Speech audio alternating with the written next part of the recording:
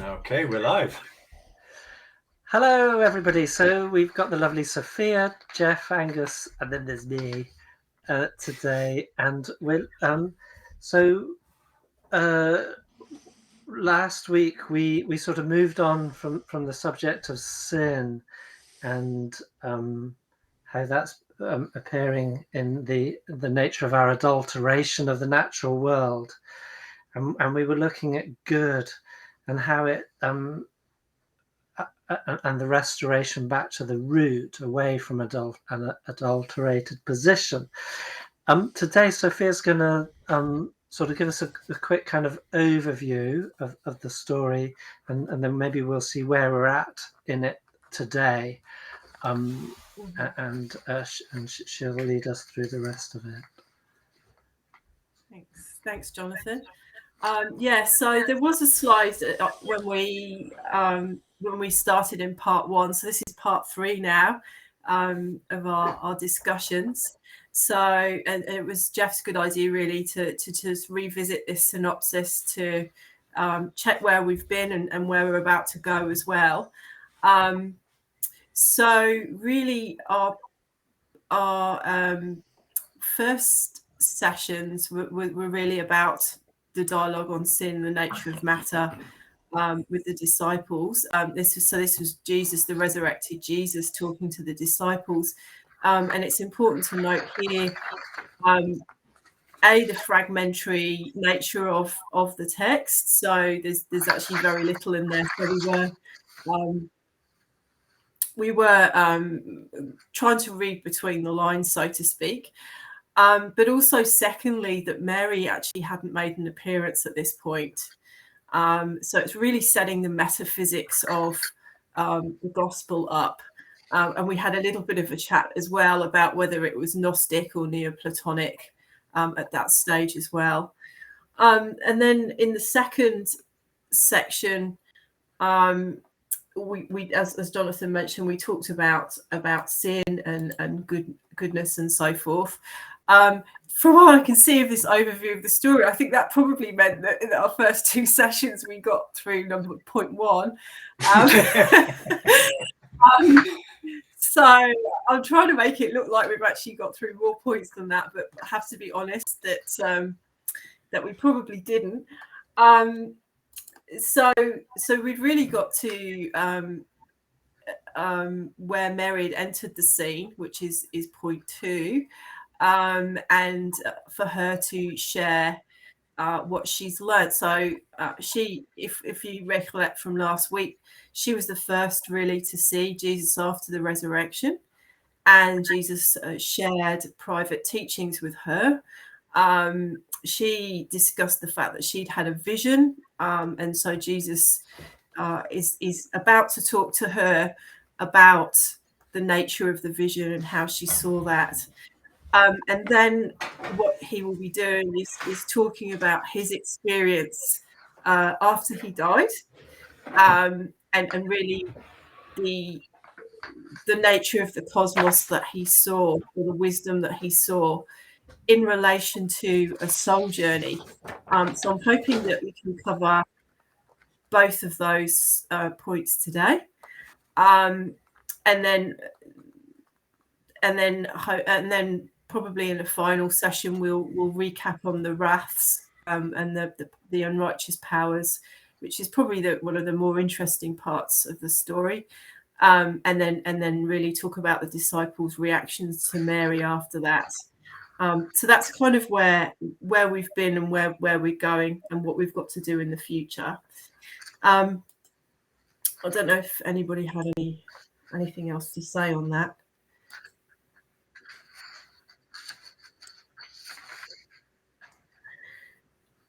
So it's only chapter 5 where Mary comes onto the scene, and if you recollect from last time, we were talking a little bit about. Is there someone playing with some papers? Sorry, I can't hear. Sorry, that's me. Oh, okay. I was Stop talking playing about with the rubbers symbolism. at the back of the classroom there, Jonathan. Passing notes.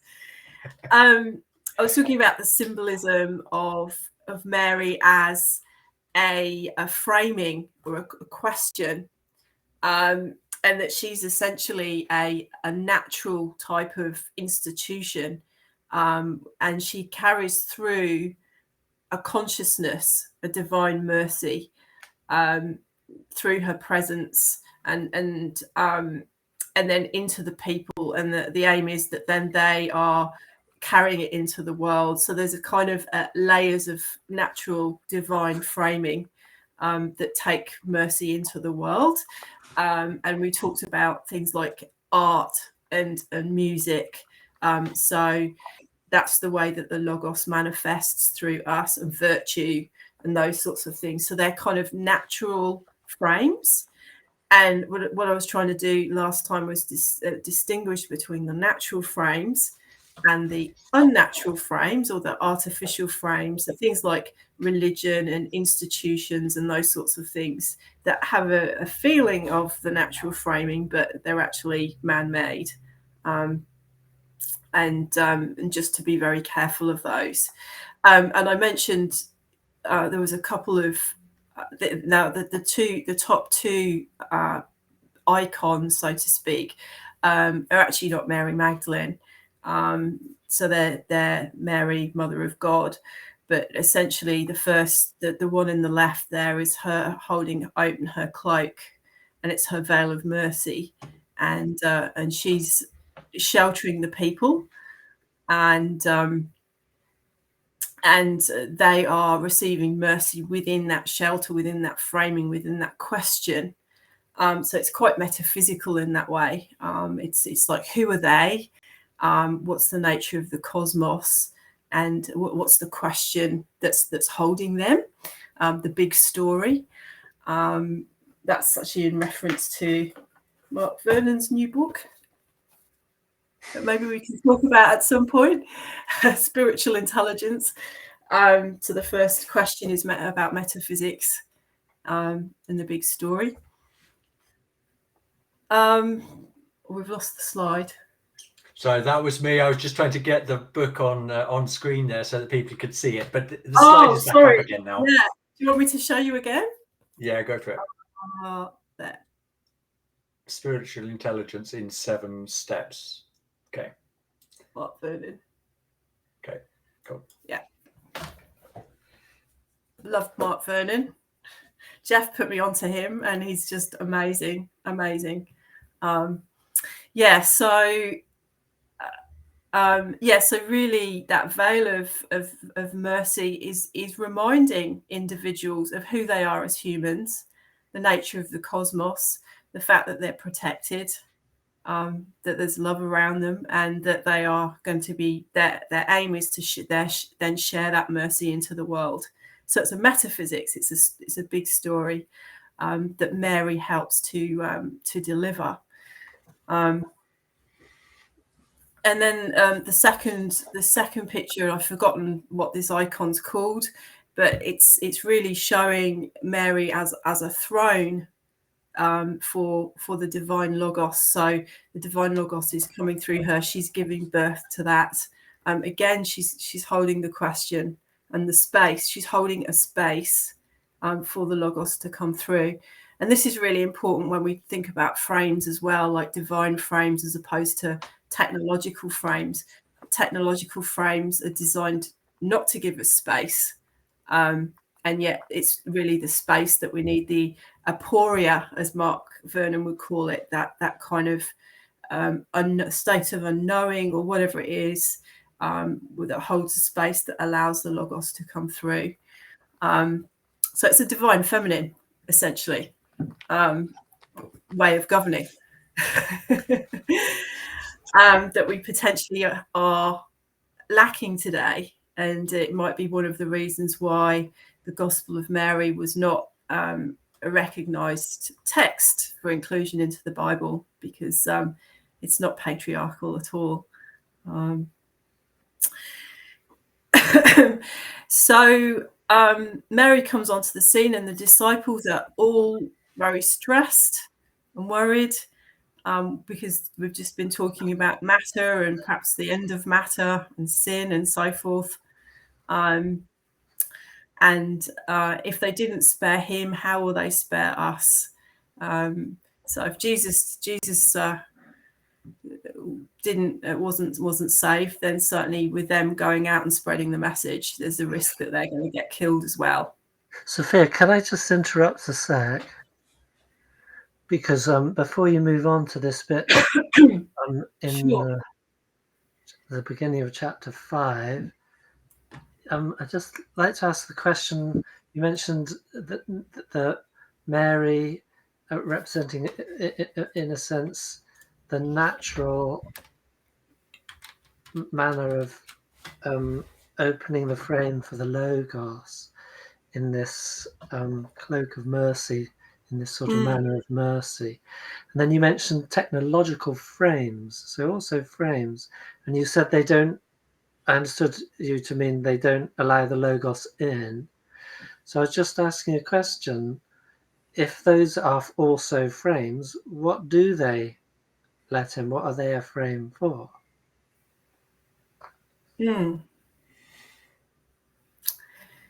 Or are they just like a dead end to nature?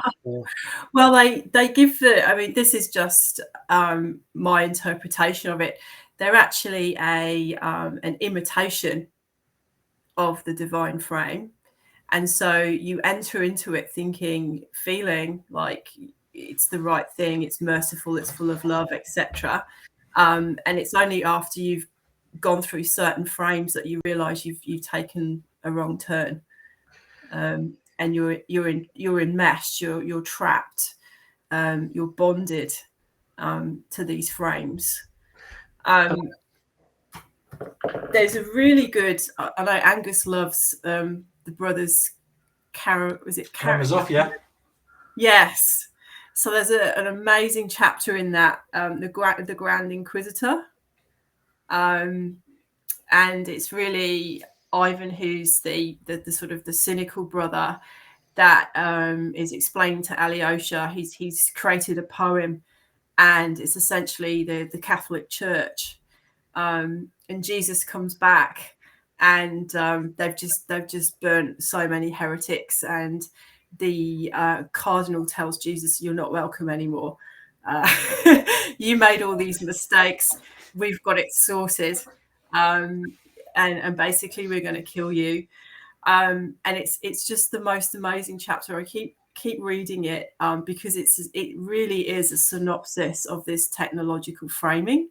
And there's one part of it, and I'm just trying to find it, but it says, "You gave us the right," as in the church, the institution, the right to choose what to bind and what to discard. And so you see, any type of process, any type of life process, you're discarding things and then you're adding things, and you're progressing, or you're becoming more fruitful. But the same works, the same process works where you actually discard what makes you fruitful, and you choose that which binds you to fruitlessness. So it's a death process, or a lethic or a death process, as opposed to a life process. And so it's really the choosing of the frames that's either going to take you towards the Logos or take you away and chain you. But this is a bit problematic for me, because it seems to me that you're saying that technology is a death process, and the alternative is to return to just a natural process. Yeah, so it depends what we mean by technology as well. So Vernon talks about how in the Enlightenment, the concept of techne, which used to be a craft, suddenly got all these connotations of machine, and splitting apart and analysing, and that the world was a machine. And so we've kind of lost that original techne.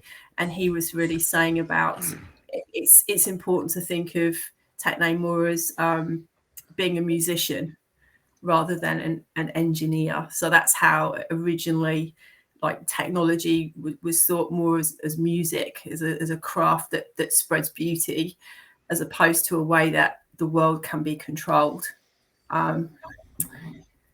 So yes, I think it's important to distinguish those two things. Yeah, I guess my ultimate question in this vein is it possible that the frame of, like the AI and so forth technology can be entered by the Mary Magdalene, the Mary frame of mercy and opening? Can I jump in here? Yeah, please do. Good I think questions. you could think about this in terms of saving the appearances, a study in idolatry, right? So this is Owen Barfield.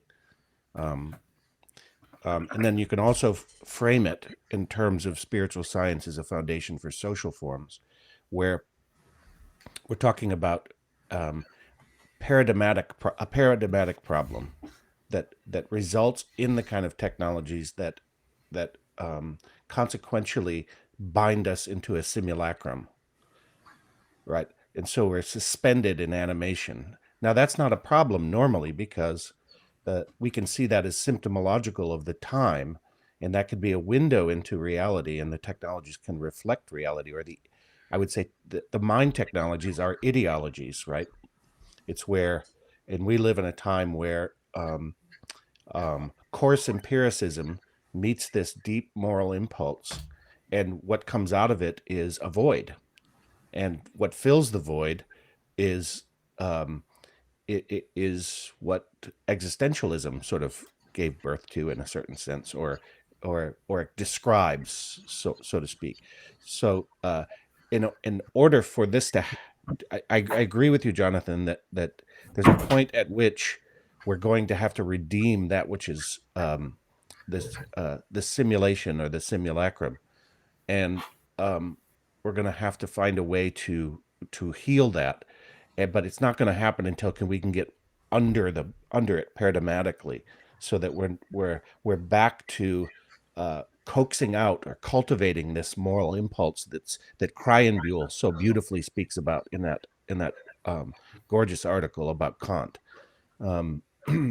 So I would bring in Owen Barfield, the mind technologies, as opposed to the external technologies that then give the context for the kind of technologies that are threatening us existentially now, right?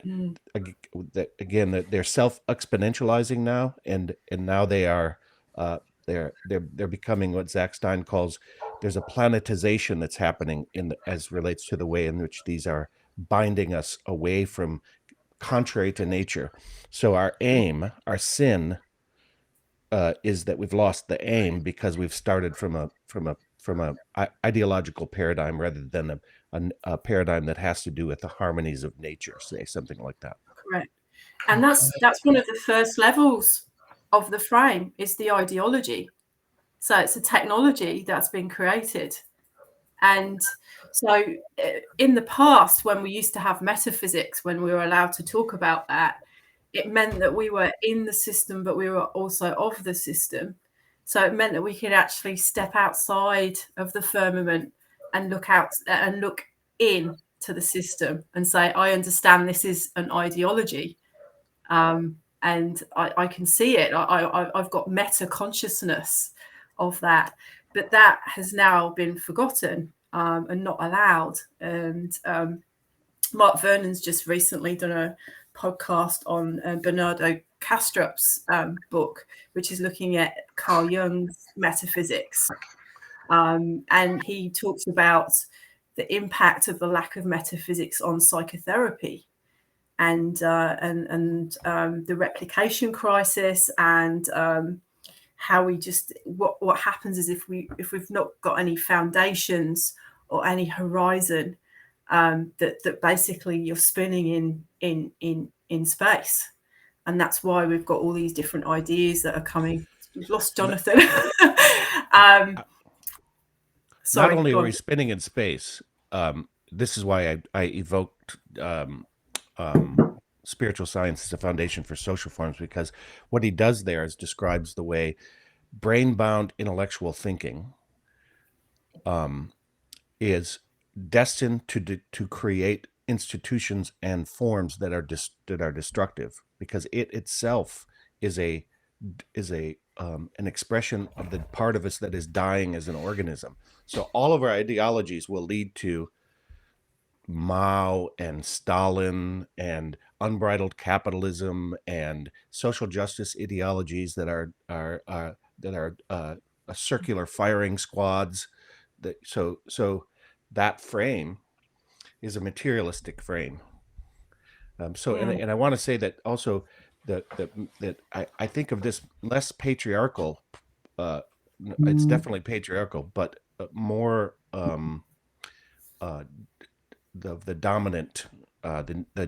Actually, so this what we're about to enter is the soul process, that the sacred description that nowhere else is this described, as far as I know, of Christ's experience after death.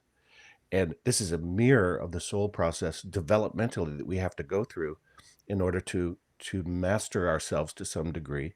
And that's what the church didn't want. They didn't want the individual becoming free and having their own yoke in relationship to the divine. That's right. It's like say pharmaceuticals, for instance. We were talking about this last week. It's not beneficial to pharmaceutical companies for people to be well, or their products to make people well. It's actually very beneficial for them to have lifetime customers. So this is the irony of institutions and governments as well, is that the institution only survives when we're dependent upon that. The time that when we actually find our own freedom, power of freedom, is the time when we realize we don't need them anymore. And so they are captured. I think Dostoevsky talks about it as capturing your conscience and consciousness. So if they capture that, then you don't know of any other reality. You're like, what's it, the Truman Show. This is why Steiner brought the threefold social organism, so that our institutions would be framed would be rooted, right? So there's framing and then there's rooting, and maybe rooting is a framing, but would be rooted in reality of what human beings can produce out of their moral impulses. Not the stained impulse, that the shame, all that stuff the church has laid across us, as well as empiricism has basically said you have no self, so there's no self to develop, and it's all part of this continuum. And I think you described that beautifully. And in fact, it was just this week, Aeon magazine published an article on why we don't have a soul. So we were talking last week about Yuval Harari. Basically saying that we don't have a soul. So what's happening is it's catching our consciousness, our conscience, and it's a gradual process of amnesia. So these new technologies, be they ideologies or whatever, are taking us, they're making us forget who we are. And so when these abominations of desolation come in, under the framing of this is really healthy and wonderful for you, we've totally forgotten. And so what can we orient ourselves to other than the system that tells us? And it's only by their fruits that we'll know them. And even then, I think the fruits are popping up and people are still oblivious. So it's just that total amnesia, and I really. It's interesting. You commented on that Facebook post by Philosophy Matters, and I commented too, and I got a lot of support. So I don't think there's as many people. I think there's an awakening occurring as relates to the phenomena of the soul. I think you got trolled too, Jeff. I got by one dude, right? Yeah. But he was like, it was ChatGPT trolling you.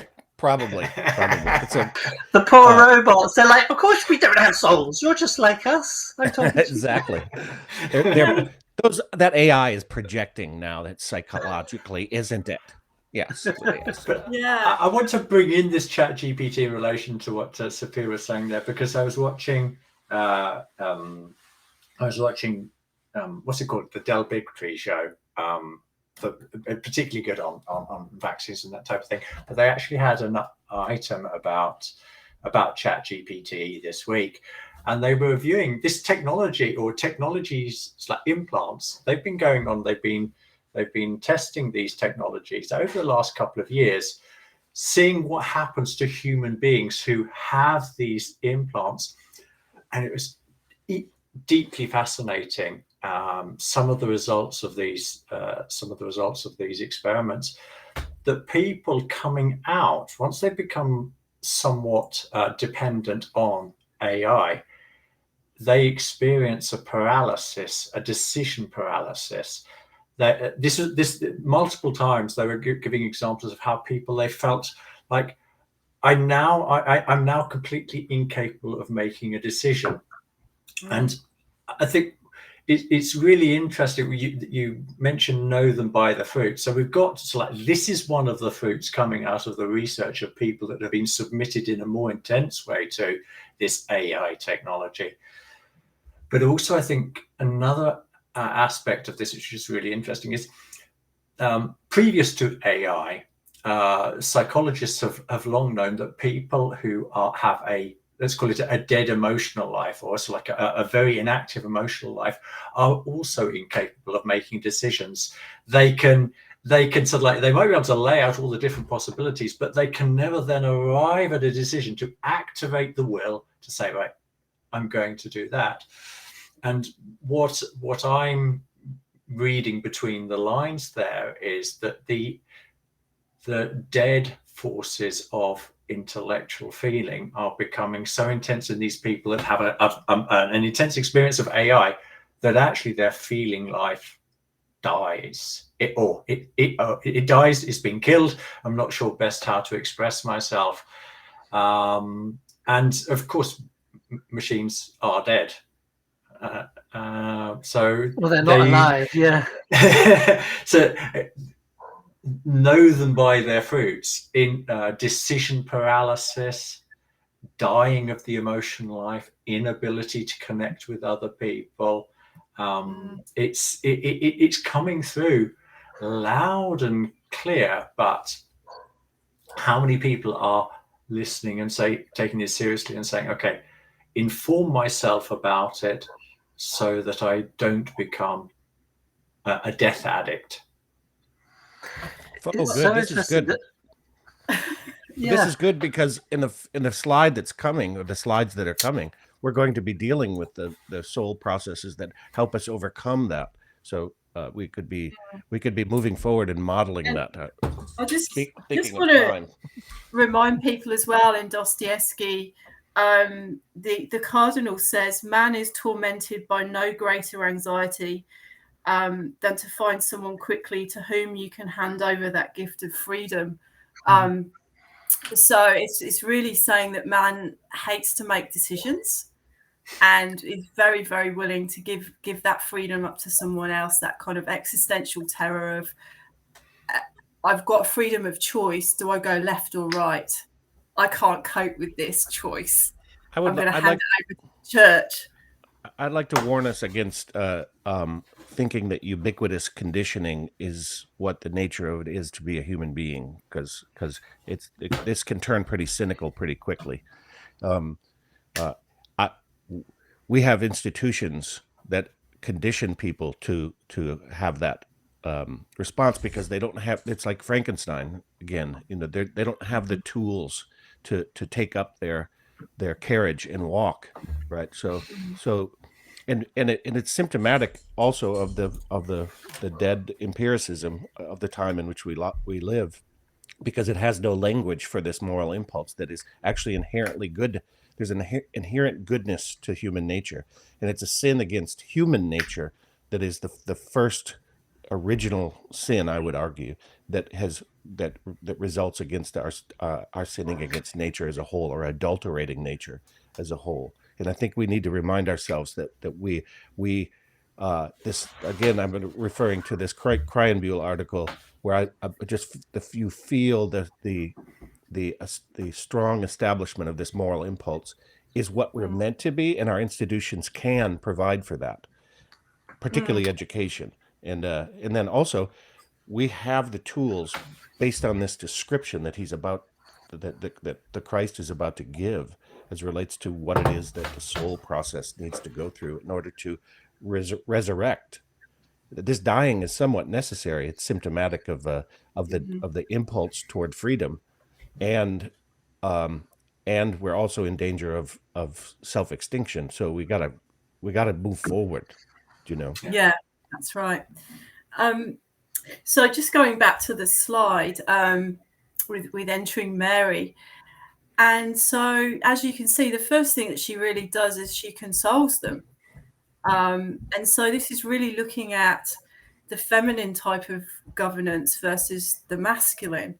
So they're all freaking out, and she's like, his grace will be entirely within you. So here we've got that vision again of Mary holding out the cloak, saying, be within my cloak and his grace will flow through you. Trust that. You can't see it, but you must trust that.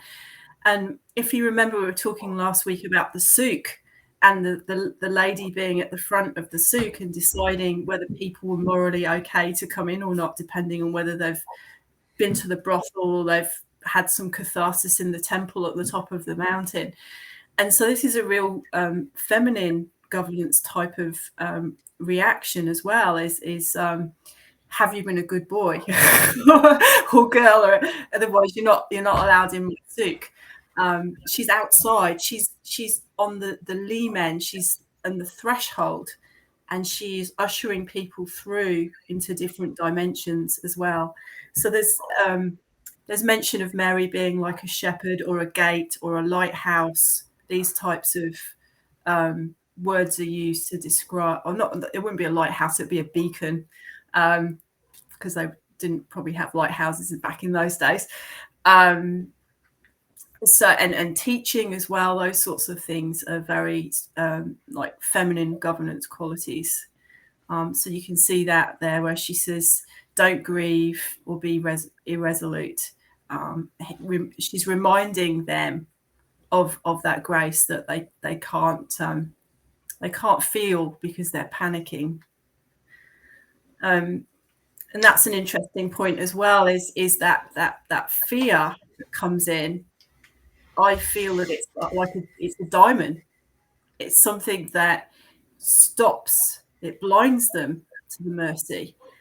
And anyone that's had like anxiety and stuff, sometimes it's really hard to feel God's love when you panicking and overwhelmed and so forth.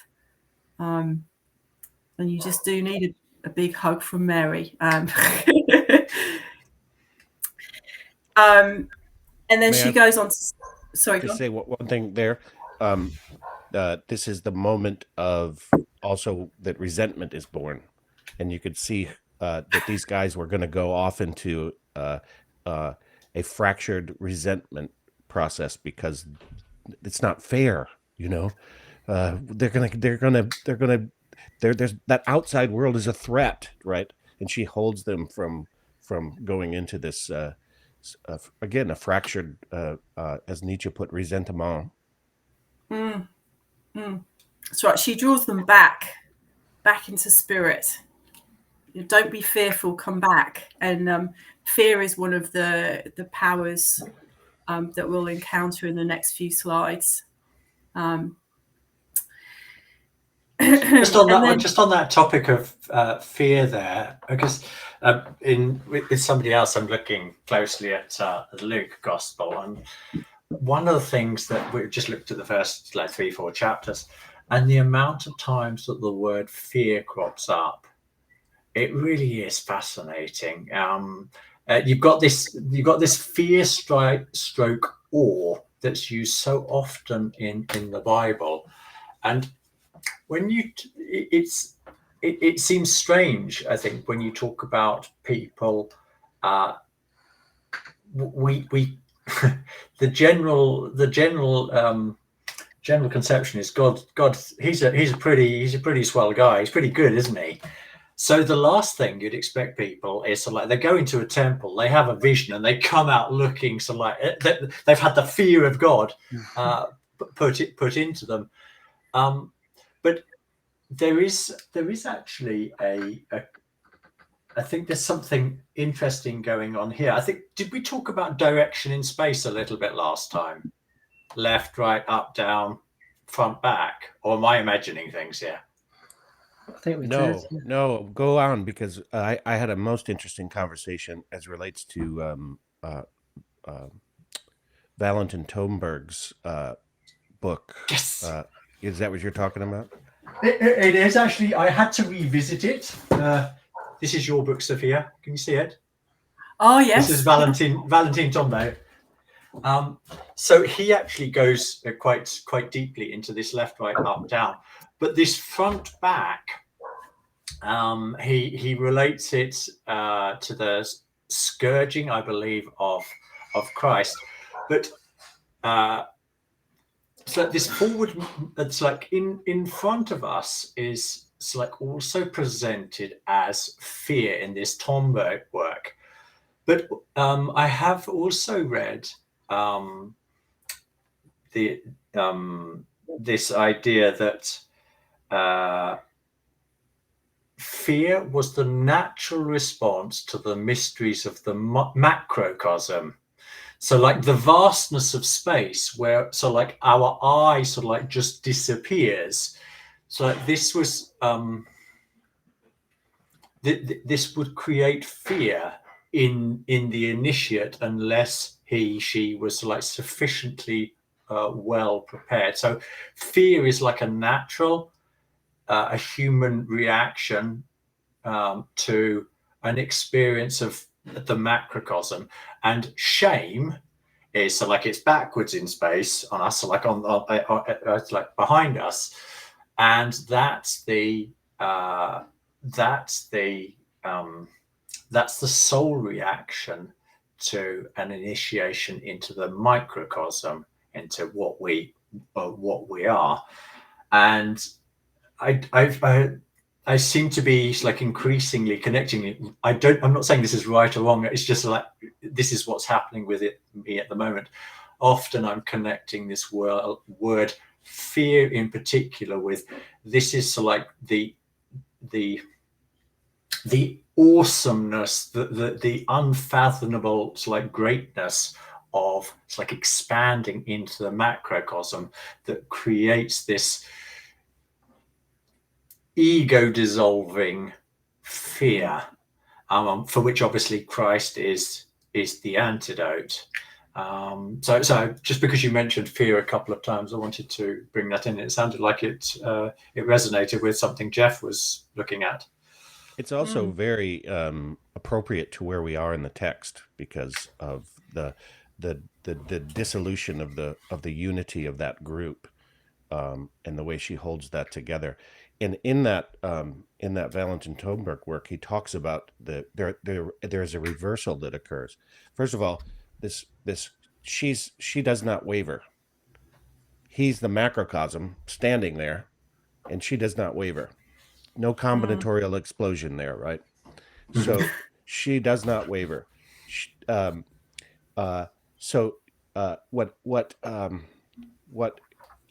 Tomberg achieves there, in my opinion, is the developmental process that occurs when there's a reversal, and so the front becomes the back, and the back becomes the front. And what that means to me is that we're led by this transformed hindbrain that becomes intuition, and that becomes clairvoyance in relationship to the future. It reminds me also of the Sphinx and the man lion reptile coming out the prefrontal lobe. That is like the third eye, is the development of the back into the intuitional incorporation of the whole cosmos inside one's head, something like that. And Prudentia is the goddess of looking backwards and forwards around wisdom. And actually, it was Thomas Hobbes who created the book The Leviathan, but essentially one of the first social engineers, who said, man shouldn't, the more that they look forward, the more they worry and they get fearful, and that's just not good for them. And they should really subsume themselves to the sovereign king and let the sovereign king do the worrying for them. Yes, and let's medicalize childbirth also, because what we need is paternal fathers who feel they can look forward, but you can't. Yeah. So what I found really interesting, actually, when we're talking about fear, and it's captured in this slide. So the disciples are worried, so they're fearful because they're about to go back into real life and potentially get crucified for spreading the message. And then in verse 8, Mary's having a vision, and Christ says, "Well done for not being fearful." But the disciples are looking out into the material world, whereas she's actually looking into the spiritual world. So I think it's important to distinguish. There's two different types of fear there. There's a peering into the great mystery of the unknown spiritual consciousness versus peering into the principalities and being hung, drawn, and quartered for your beliefs and the truth. So, and maybe that's kind of the paradox that we always find ourselves in. Be careful what you know, because you'll probably get persecuted for it. And actually later on, Mary does get persecuted for it. And I mean, this is in the Beatitudes, Beatitudes 7, 8, 9. It's basically spelling out exactly that. So the closer, the more intensely that the Christ impulse lives in you, the more you're guaranteeing yourself like strife with those who do not want to believe, and the rest and the world, but it's like trying to resist this impulse forward. So yeah, absolutely. Yeah. And then what do you do? Do you decide not to look internally so you don't know the truth, and then you won't get hung on the other side, on the outside? So yeah. Or do you have? It reminds me a bit, Angus, as well, of the pistis. Yeah, I do think you come to a stage, and you see this, for example, in the martyrs. But I think we also can experience a strengthening experience of ourselves, specifically with the philosophy of freedom, Jeff and Jonathan. This strengthening of resolve within oneself that actually, you know what? I don't care what the rest of the world thinks about this. I am doing this because I believe it is the right thing. I believe with my whole heart that it's the right thing I have to do. And if the world decides to punish me for it, yeah, I'd prefer that not to be the case. But I'll have to do it anyway, because it's what I love. It's what I stand for. And this is also, for me, the Christ impulse beginning to work ever stronger in us, where we have this invigorated will, where we feel we want to act in the world. We know we've got good intentions. We also know that the world might misunderstand those intentions, but that's not going to stop us anyway. And what you were describing, or the Mary versus the disciples in here, I'm hearing a little bit of the same dynamic. Mary's not in any two minds here. She's crystal clear. There's total clarity. It's like in her inner life. And therefore, it's obvious for her what to do to have no fear. Whereas the disciples, they're like wavering there, like people who are unsure about their beliefs. Just a little story related to that. I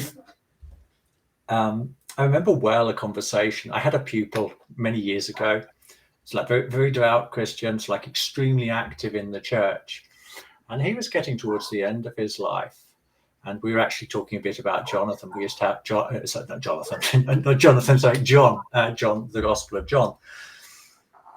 And I was really surprised, this person who'd been like very active in the church, how insecure he was about what he thought was going to happen at the end of his life. It's like came to me as a real shock that me, who didn't, it's like I wasn't nearly as active in the church and that type of thing, had a level of certainty that I saw him wanting, but not actually able to generate in himself. It's it makes me think of this verse 3. Mary knows he has prepared us and made us into men. So he has brought us to the realization of who we really are. We know ourselves, and she's reminding them, don't forget. and the church unfortunately can't do that for us anymore today. We need a further step. We need a kind of a science of the spirit, not just a faith and a kind of a mysticism of it. And somebody like you, Angus, are fortunate to have been able to partake of that, whereas this gentleman you're speaking about, I guess, was not in that same position. So he wouldn't have quite the same preparation and the realization of himself as a man that Mary is able to speak of here. And is Mary calling herself a man here? That's interesting. Is that, am I reading that correctly? That's beautiful, isn't it? It's beautiful. Yeah. It really is. But that's the recognition, of what we all are, beyond gender. It's not a gender. There you go. Yeah. That's right. So doesn't, because we talked last time about how Jesus refers to himself as the son of man as well.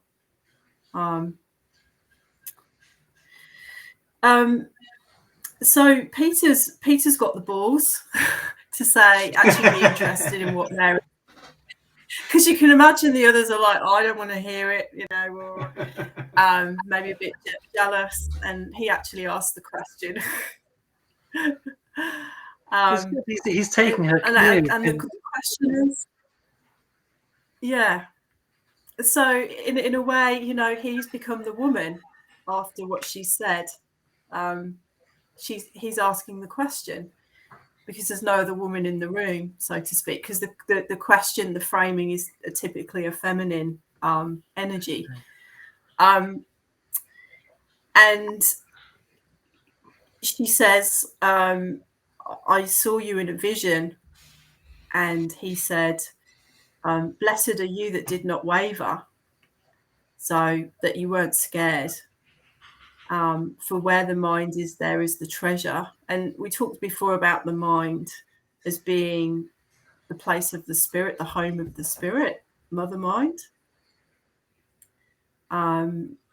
So that seems to be what he's saying, is we need to look within, and that's where the treasure is. But it's quite scary to do that. And I certainly see that with my studies as well. When people are operating within a corrupt system, the last thing they want to do is look at the system. They blame conduct and culture, the people, but they'll never, ever, ever look at the system. And you think, why? Why don't you look inside?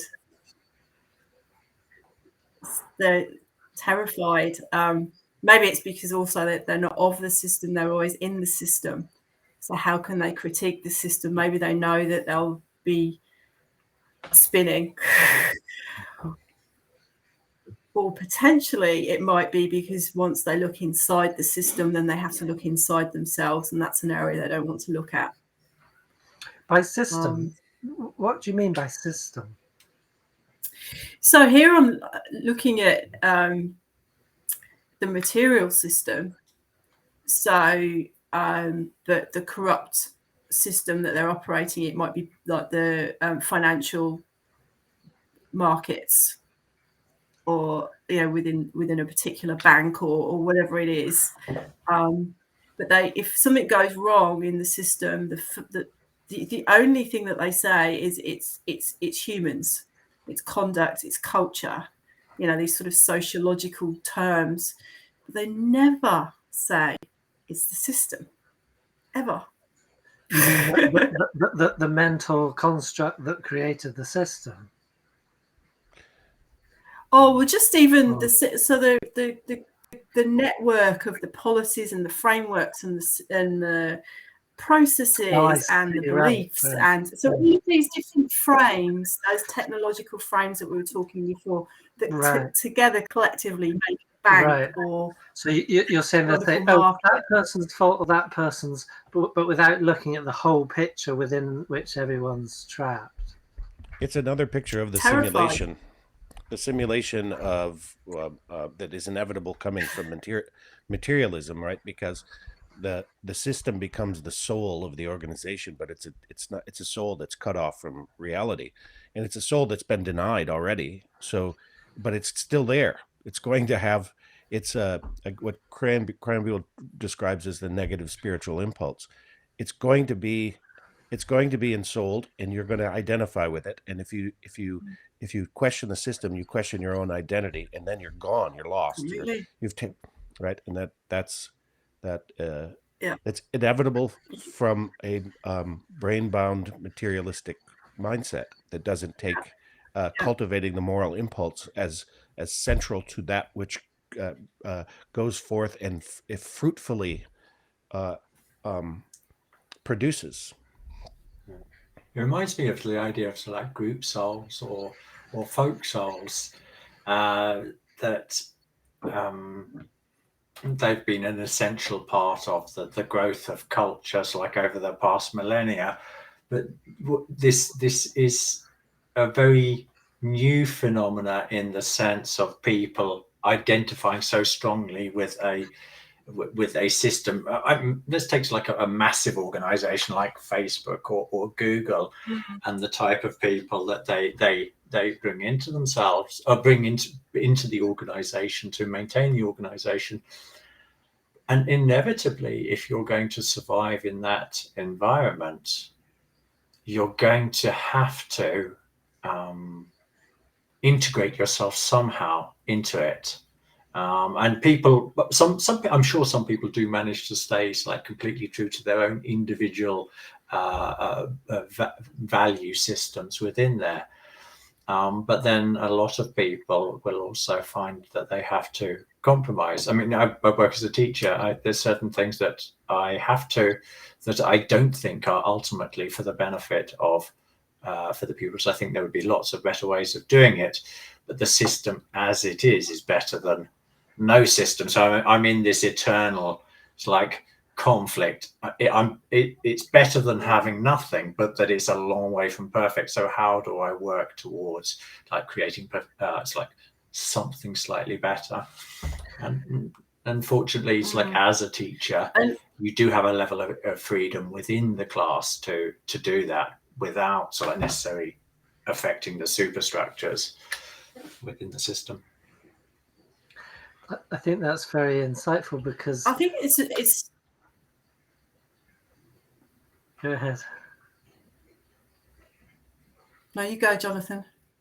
Well, just to say that because we're in a new situation today where institutions or organizations like a Google or etc., they may not be vast in terms of numbers, but they're so powerful in terms of the influence that they can have upon people, their minds, where the mind there is the treasure.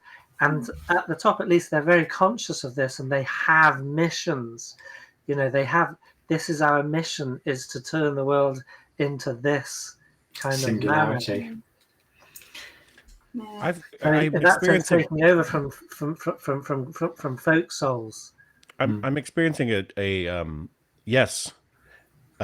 simulation of the folk soul as a guiding unifying principle, and I'm experiencing this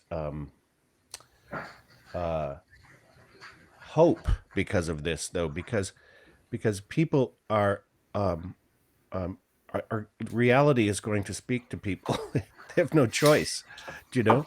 And if your whole identity is a desperate desire to conform to a system, right? I mean, God, I had friends who are I thought were brilliant people, and they've just fallen into line.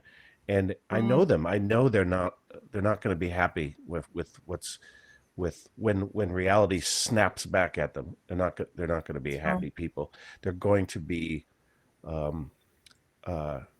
rent asunder, and they're going to have to reassemble their identity based on reality, as opposed to pinging off groupthink. So, you know, it's all shadow of what needs to occur. We need the collective intelligence. We need unification in our society. But if we don't have the metaphysic underlying it, if we don't have the spiritual in our aim, then we're going to constantly veer off into this self-destructive, literally the simulation of the mind that he describes here is then attending to a shadow of the Christ, as opposed to the continuity of the Christ in human nature. One of the tropes that I use that I find quite useful is thinking of the difference between incarnate and incorporate.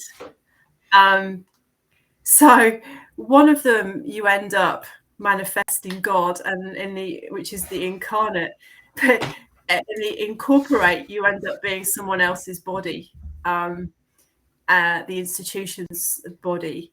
And there was a particular philosopher, and Jeff, I can't remember who it was off the top of my head, but it was talking about art. And it was whether art consumes you or you consume art.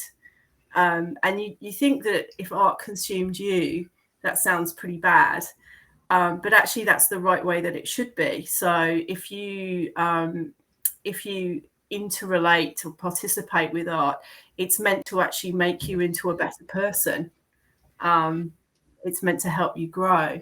And so it needs to consume you. That's the right order. But if you consume art, it's actually what we find later on in the gospel, which is that you become the skin or the coat for the art, rather than being within the art or the logos.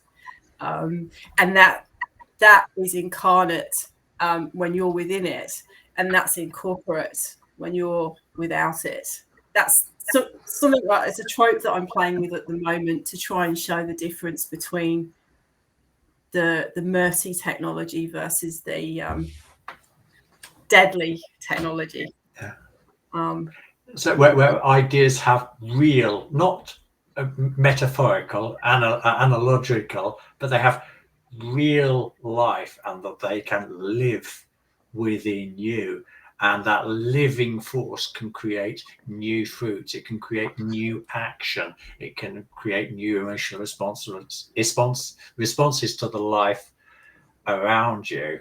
Whereas if you're dead inside and you're, as you say, you're just consuming it, it's not filling you with the life that it's capable of filling. I'd actually say the first one is actually that we live within the art. It has consumed us. So we live within the parable. It has consumed us. It has made us into something different. But we don't lose ourselves in it. We temporarily lose ourselves within it to be nourished by it, and then we return to the world. well, it permanently changes us. So you can see it as like as Joseph in his Technicolor Dreamcoat, that every time that we are consumed, we get new colours on our coat, and they shine through. Yeah. So it's an interesting sort of. I'm playing with it at the moment, but I very much see that we're consuming things, or we are consumed by them, and the actual are consumed by them is actually quite a good thing. Well, depending on what it is. Yes, as long as they're not consumptive in the way that we are consumptive. But I would also say that I love this. I love this framing here, and the phrase that comes to my mind when Angus said what he said about the idea as art, that we become it.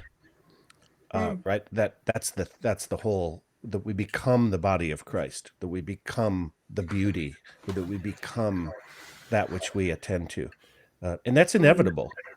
That's the thing about that this goes to Aristotle's conformity theory that I think is so powerful, that we do become that which we are embroiled in our world, and we can be consumed by it in the consumptive sense, or we can become it in the transformative, transcendent sense.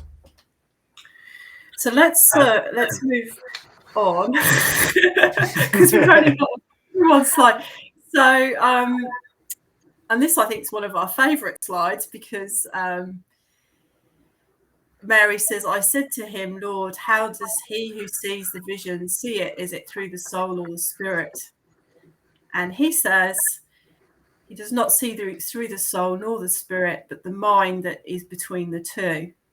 That is what sees the vision, and it is, we've lost a bit of the text.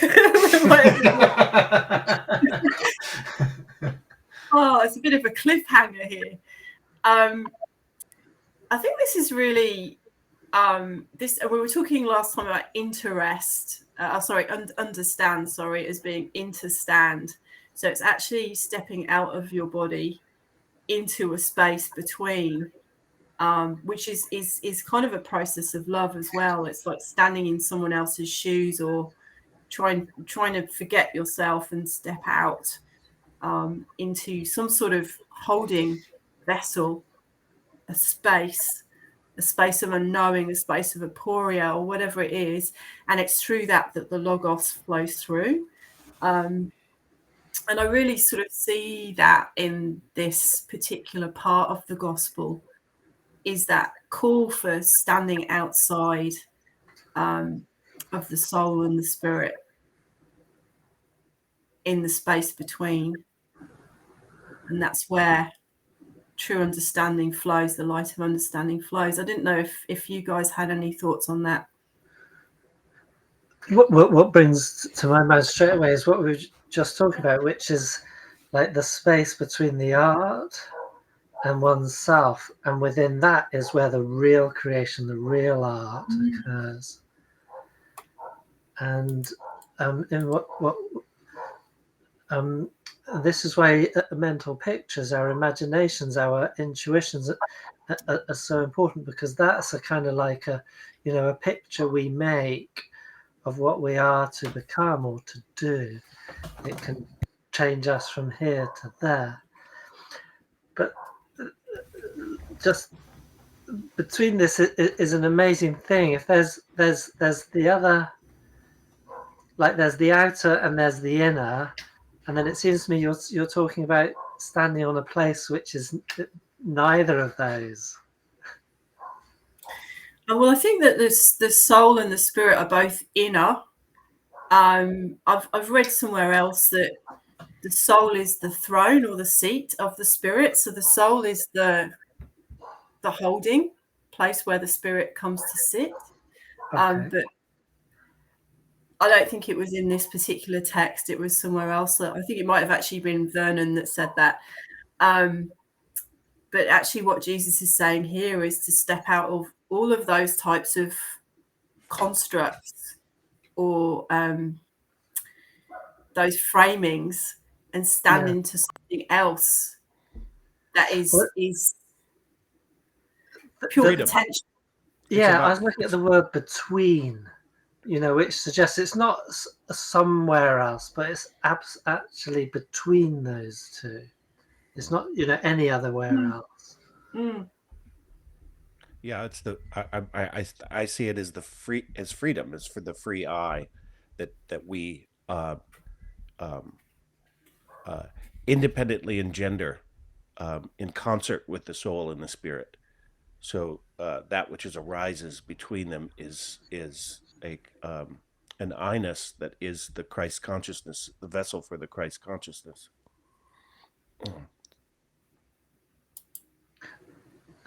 That's interesting. Is it the Christ consciousness or just a vessel for it? Maybe it is the Christ consciousness. The vessel becomes it, as we were Okay. talking about, right? That's the because it's a creation. The vessel becomes it, so it's Christ consciousness and it's I consciousness. It's both, and it holds the I-ness. In fact, it cannot be Christ consciousness unless it can walk through can walk through the world free, because that's what that act is what liberates us into freedom. I'm with you. That totally there. Yeah, I think this is kind of why we're all interested in these things, to try and get that picture of this that can then create it to us. We can be consumed by it, and so not waver. Yeah, that's right. And McGilchrist is really big on this as well. Like, he really loved this book called Interdependence, which was some scientist that was basically saying the way that we see biology is all wrong. We like to draw circles around things, and then we sort of say, oh, there's a connection between this and this. But she actually said the more real thing is the connection.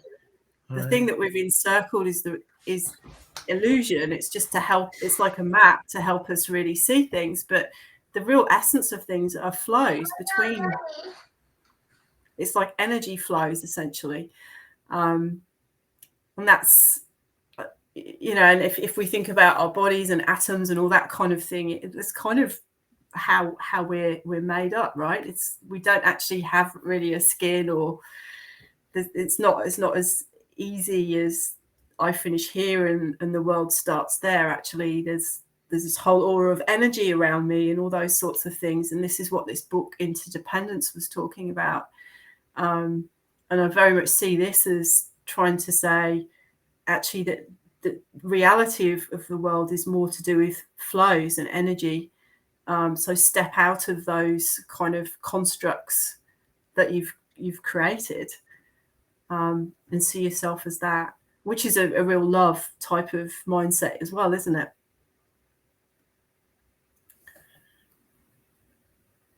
It reminds me of the space in music too. Right, music isn't the notes. It's the process that's happening in between. It's an obvious statement, but it just reminded me of that. That's right. And the whole divine feminine thing is about holding a space such that something can flow through. And then the sort of the more deadening technologies are about closing in the space. So there's no space, there's darkness, and you can't see the light because it's closed down. It's closed the space. The thing that the institution doesn't want us to have is space. Like, it doesn't want us to talk to each other or think or connect, those sorts of things. It's reminding me a bit of Schiller and his different drives. I can't remember I don't know the names in English, but Formtrieben, Spieltrieb, and this conflict in his letters on the aesthetic letters on the education of man, I think they're called. I'm not 100% sure. In those letters, he's describing how natural science, in the sense that natural science is always determining. There is no room for freedom in it.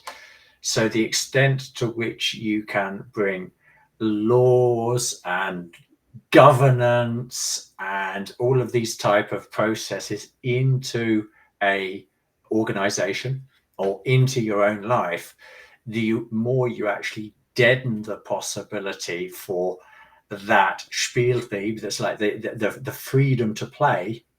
So like something new to actually enter into the system. And I think it's interesting to meditate on, like, all of this project of science, which as human beings interested in knowledge, we have to love. We want to understand the world around us. But if we consume too much of it, life is this is this law acting here, and this is this law acting, and it's going to carry on acting, it's like till the end of time like that, and therefore we can predict the whole of, it's like it's like how the universe is going to end. The more we like drink that belief, that structure of mind, the more we see ourselves as just slaves to a system, one that's not able to determine itself, but one that is determined by something else. And we have to, from within, with Christ, wake up to the fact that, yep, in the outer world there is determinacy, but I can find a space inside myself where it doesn't exist. And then this place where it's like there are no rules other than the rules that I create with myself, then like tries to interact with this system. I thought Lorenzo, I loved the way he brought time into the conversation on Thursday about how we've got time is this way of bringing change into the eternally unchanging. It was quite I thought it was quite special. I don't know if you remember it, you guys, but well, I think about the time is really important here too, because the spirit is timeless and the soul is temporal, and it's, if there's nothing that stands between them, then the I will get lost in the spiritual, just dissolve. And if it's it's not something that arises between them, the soul will become bound to the temporal, and there's a fatality that's inevitable to that process. So this individuation process that the mind represents here, I think, is drawing and spiritualizing the soul for independence, and maintaining its integrity in the face of the spirit, to not waver. And then using a bit more like Steiner terminology, this is where moral technique becomes critical. You've got to understand the world if you're going to effectively like bring about change within that world. You can't just be inspired by a spirit that understands nothing about the world. And you can't just be of this world, because then you can't be inspired by that which can bring something new into the world. This moral technique is an understanding of how the world works, and then how do I bring something new into that world through me.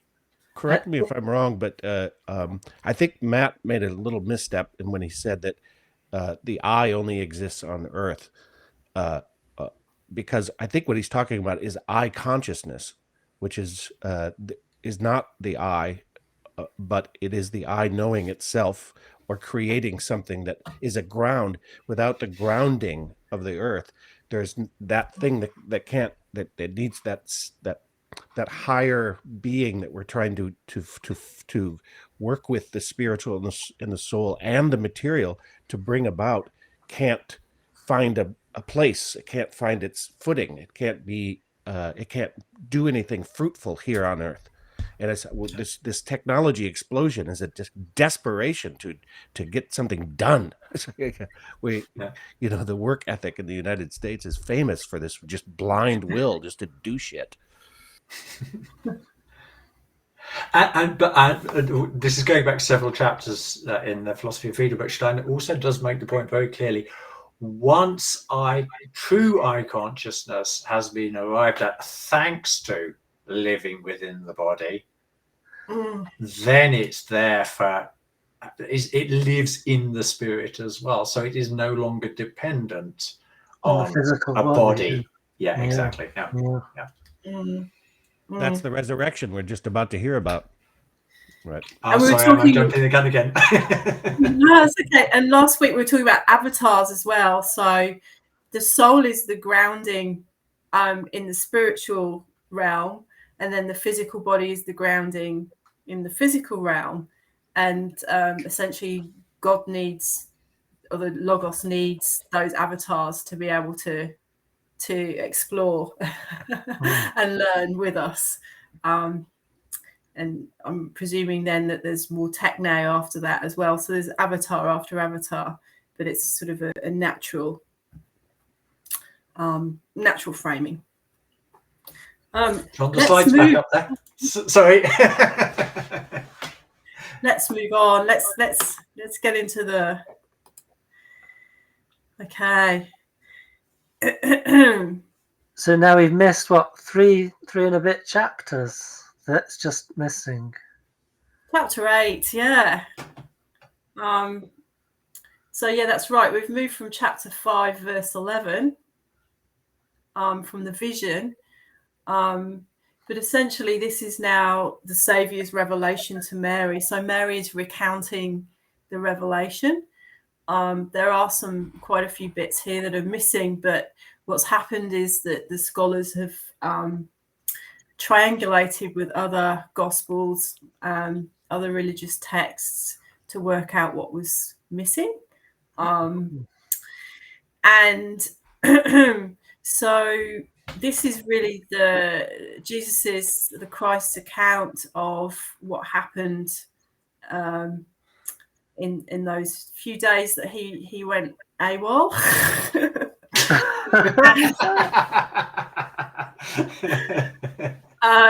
Where do you go? Sorry? I just say, where do you go? Exactly. He learned quite a bit. He went within. So this is where it gets interesting. It sort of gets more, I'd say, more Gnostic in the fact that we've got some daimons really turning up, powers and principalities. And I don't know if you guys have noticed, but this type of metaphysics, a way of understanding cosmology, humans, our behavior, our psychology, etc. This type of conversational language is occurring a lot more, I think, in the zeitgeist right now. For instance, we're finding people like Jordan Peterson is really talking about this. That there's daimons, basically, that there's powers that take people over, like he was talking about anger as being, that you can see that people are possessed by like the spirit of anger and they're not themselves. And this is a really sort of old-fashioned way of thinking, but I think anybody that, and also Bernardo Kastrup talks about it, that he has a daimon that tells him what to do, and that this particular daimon actually isn't oriented to his benefit. So he has to be its body to do stuff for it. And then once he's done the stuff for it, it leaves him alone so that he can live his life for a while. Oh, I wouldn't like to be bossed around by a rock. Hold on, Jonathan, you're going to have to explain that one. I'm being a bit thick here. Go on. She said Bernardo Kastrup has a diamond that tells him what to do. A Daemon. Sorry, I misheard. I'm with you. It's really interesting what you're saying there, Sophia, because I remember many years ago being really watching a lot of Kastrup's videos, finding him very interesting. The projects he was involved in the use of drugs to stimulate otherworldly experiences. It's like a little bit like legal highs, but it's like more upmarket. He was involved in all that research. Oh. But and he outlines in his book. I read his book. Don't ask me, I can't remember now what it's called, but I remember reading it. Might be 8-10 years ago, finding it really interesting.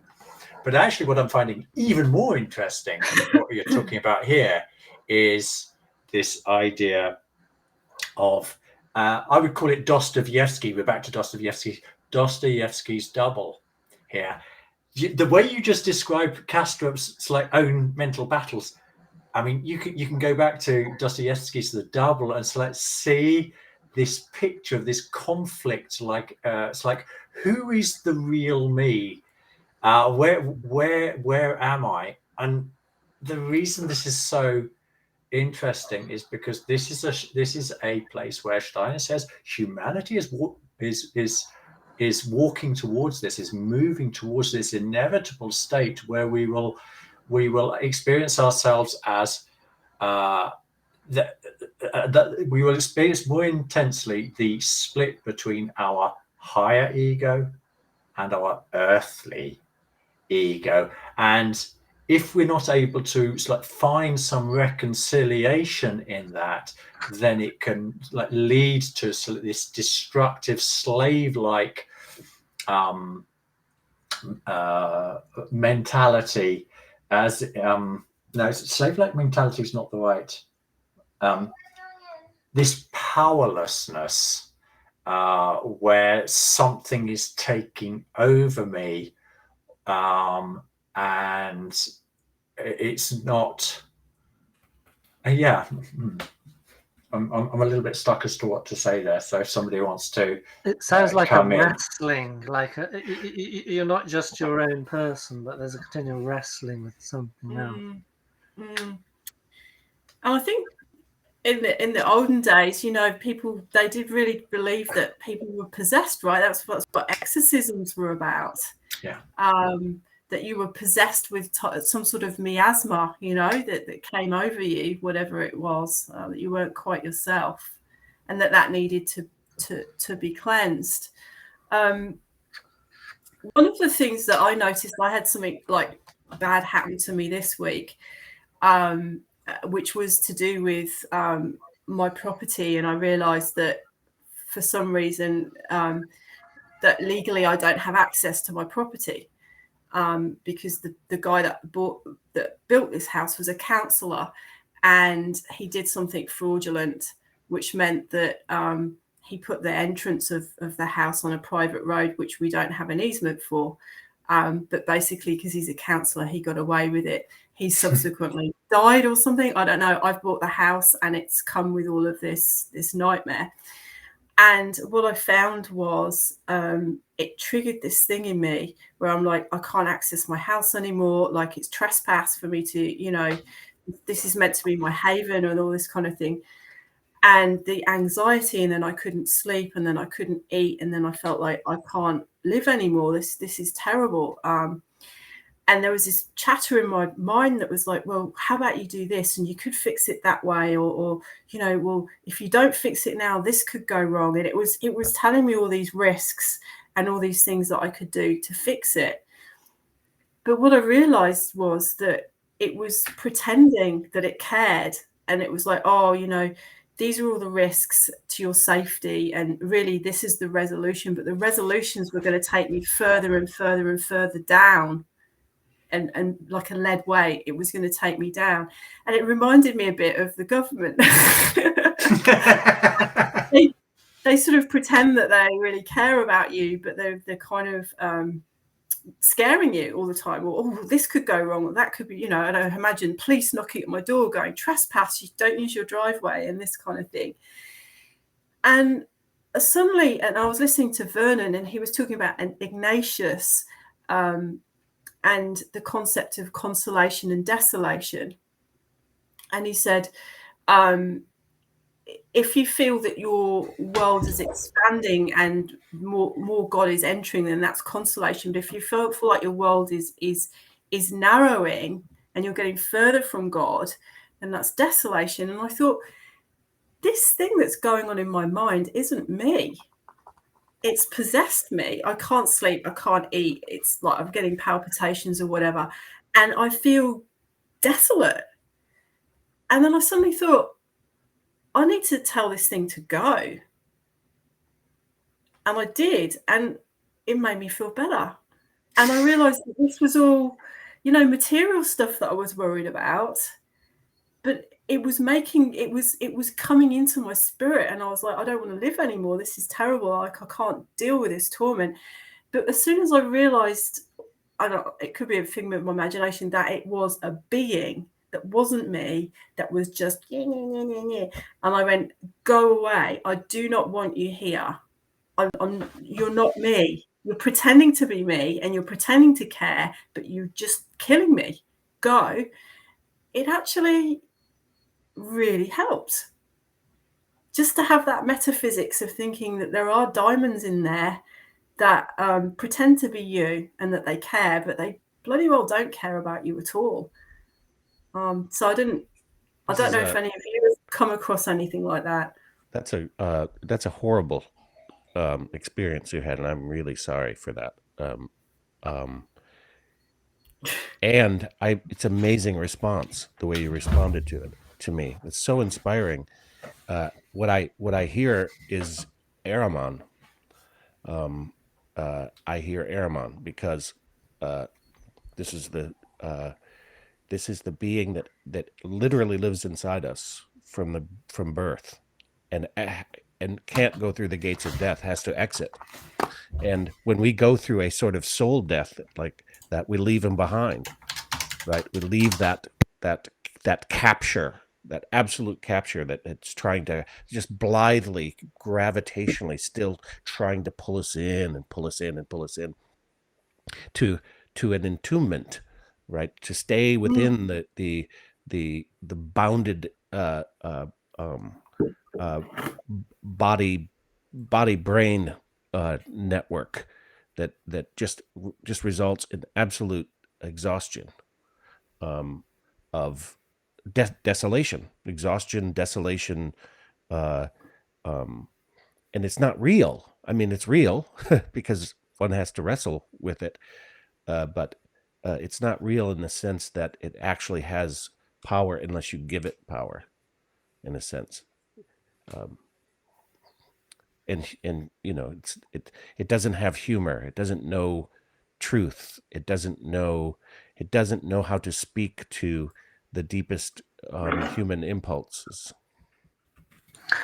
It's not the whole story, isn't it? And when it comes in and tries to make it's the whole story, I think that's when it's a problem.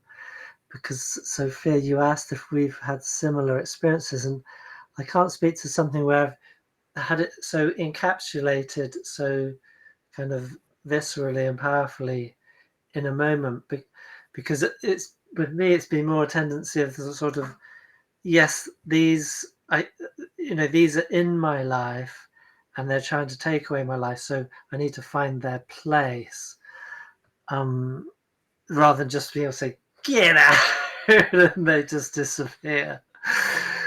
So it's a bit in that sense more of a kind of a slower ongoing process, but the same sort of process, but putting it where it should be. You have in one of these powers that we're talking about, there's darkness as the first one, and it's interesting that in this text, it starts with desire, the second one. So it was what you were saying about the scholars coming to fill in the blank, because the text starts with number 2, goes to number 3, and then ends with number 4. But we never hear what number 1 is. Yeah, it's so missing. Darkness is missing. It's in the darkness, I suppose. Okay, I wanted to make that clear because, and then I didn't really experience what was meant by powers until you put this beautiful graphic up in this quote from Ephesians. That's fantastic. Do you know who the artist is here? Oh, I'm sorry, no. Yeah, that's okay. It's quite fine. It's just so rich. The tree of life. Yeah. So it's just, I find that this way of viewing the world is like a map. It's like a treasure map, isn't it? And again, this is like a divine feminine thing of an education that starts with metaphysics, who we are as humans, the sorts of things that are operating within us, and what to look for and how to distinguish, that isn't you, this is you, or this particular power is inverted and you need to turn it round and then stick it back in, or you need to hold it away, or whatever it is you've got to do. So she actually here provides the disciples, and Jesus provides her with a map of what's happening internally and the process that we're following internally. And it just makes me wonder about how we manage to live our lives without something like this. And so, if I'd gone through that whole experience of being consumed, and this is me who lives this stuff, like my PhD is all about this, about forces that are there that we don't recognize, but have a will, that love systems. They love them, and they operate with them. They want more and more and more of them, because then they don't have purchase on the spirit world. And so they have to live through these man-made systems. And yet, even with me studying all of that and then getting possessed, I feel like, by one, it took me days to realize that it wasn't me talking, that it was something else. I'd like to add a couple of things to what you're saying, Sophia, there. One of the things that I'm hearing loud and clear is a parallel to when Christ multiple times in various Gospels talks about, like, get out of here, devils. It happens time and time again. This being has this awareness and has this power to drive away these beings. And the Bible can and should, I would argue, be read in two ways. It's a description of, it's like real events, but it's also a description of our inner life, so that when we can learn to identify the Christ voice in us that says, off you go, boys. Yeah, you've got no room. There's no room at the inn for you here. Then no. You've availed yourself of this Christ force living within us. And there's another thing going on here for me. I think you quite rightly identified that. It's like, if we look back in the Middle Ages, people were like really happy talking about possession and like other beings like living inside them. And also Steiner here offers us this interesting perspective that one of the effects of materialism was a certain deadening or a weakening of soul forces, the ability of soul forces to actually directly affect us. But that this is also, as we move towards the future, what we're going to see is soul forces intensifying in strength, so that whereas the materialism used to suppress them enough so that we just thought about them as they're just voices, they're possession, that's a load of rubbish, that belongs to the past. No, we are moving towards a future, if we're going to use it, Steiner as an authority here, where exactly what you're describing is going to become a ever more real experience for the whole of humanity. This experience that these living beings, both good and bad, they interact with us. And I'm beginning to see a little bit of a link here with the unrighteous powers, because what is it, Jeff? You might need to help me out here, but do you remember it's like the 4 levels of motive? Motives in chapter 9. The first one was like, and this is which Max described very well, this complete blind obedience to an impulse without it even affecting the emotional life. It's like just straight, this happens, I don't think about it, I don't feel anything, I just do something. And that for me corresponds with a sort of darkness here, a complete oblivion to whatever is happening. I'm not even aware of myself in this, and I just go ahead and act. And then the second one, this desire, this is where it begins to impact my emotional life in the way you were describing, Sophia, in a negative way. And if I don't wake up to that, I have the Christ power within me to drive those demons away, then it will consume me. And I haven't ignorance and death, I'm not there with my thinking yet, but perhaps Jeff might be seeing something as I'm talking. But it's really interesting how darkness and desire, they're complete blindness moving into instinctual. They're actually an evolution, Angus. Mm-hmm. They're an evolution. So it starts with darkness. So for instance, for me, it was that whole, oh my goodness. And then the desire was a desire for control. Like, how can I fix this? What resolutions? And then you cling on to the resolution. And then things start to go wrong. And the ignorance is that I'm not going to listen to the things that go wrong. I'm not going to listen to my conscience. And then it goes on from there. And actually the wraths after that are more progeny. So it's telling a story of how the process works, how it's going to fall out. And like Jeff and I have talked about this a bit, about Lucifer, Ahriman, and Azurus. Like, is it the same? Is it just that it's actually an evolution of that? Because with most kind of archetypal sort of stories of tragedy, it starts with diversion. It starts with the whole desire or believing that the world's like this when it's like that, which is sort of Luciferic. And then you take the wrong turn, and then what you do is you buy into something which then tries to encase you and dominate you, the Ahriman. And then once you're dominated, then it will destroy you. Yeah. So it's actually a progression.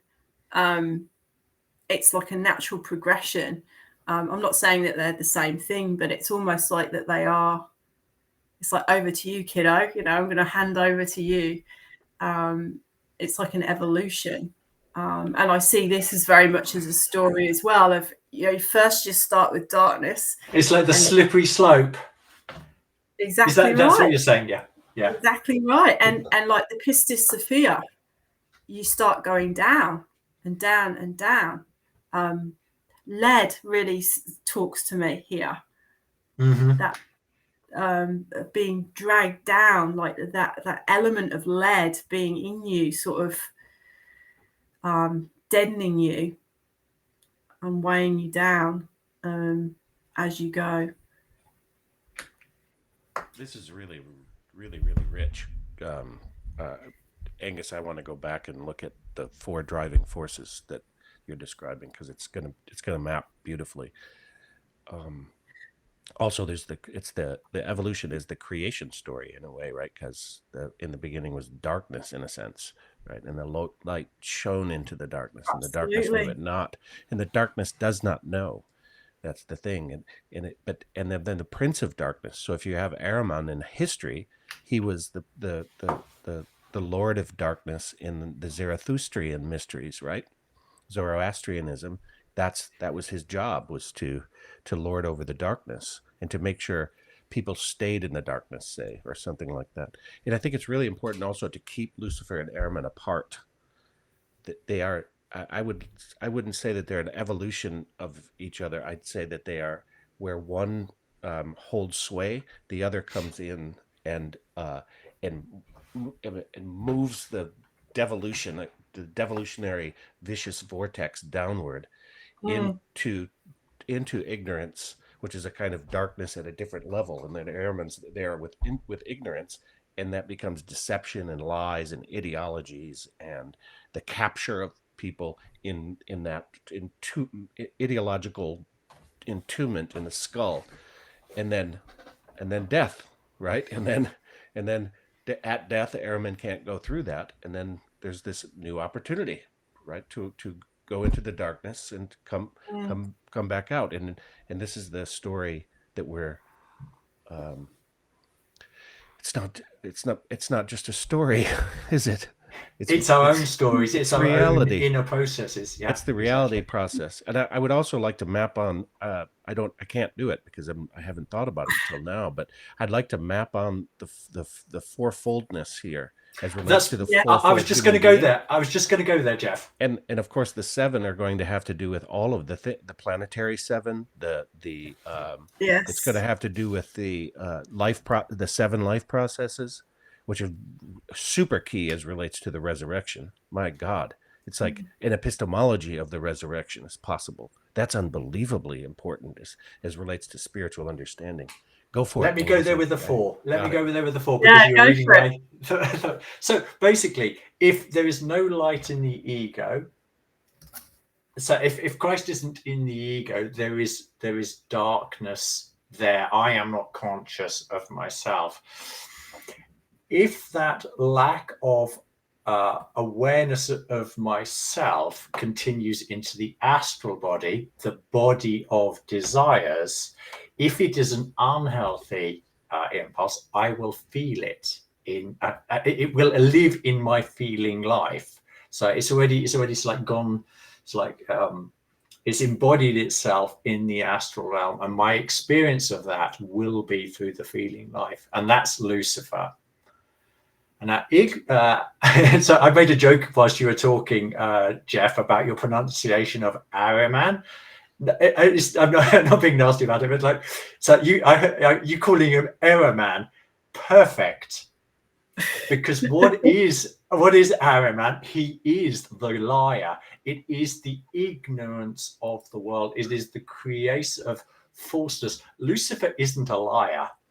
In Anthroposophy, but Errorman definitely is. So ignorance is like how this becomes a living force within the etheric body. So errors begin to live in the etheric body, and if they live there long enough, they impact on the physical body, and ultimately the fruits of Lucifer and Errorman like move into the physical body and become the death of that body. So I think it's really, really good that you picked up on that.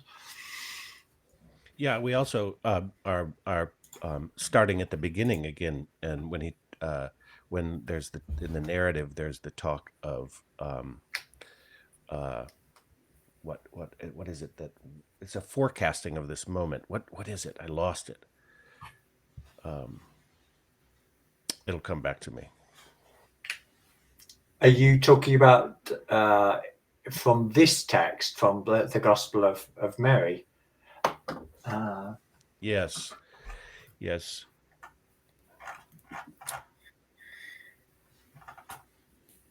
I forgot what. There's also the four horsemen, which I didn't know if Angus you were going to talk about as well. No, go ahead. You talk about. So you've got the white, the red, the black, and the beige horses, the pale horses, and it's quite similar in the fact that the pale horse, the fourth horse, is actually the horse, and the way that horse actually or the horseman kills people is by way of the first three powers. So the horse or the horseman of death will kill them. Thanatos will kill them via pestilence, plague, famine. And so we see that here as well, that we've got these four powers: darkness, desire, ignorance, and death. But death is the fourth one.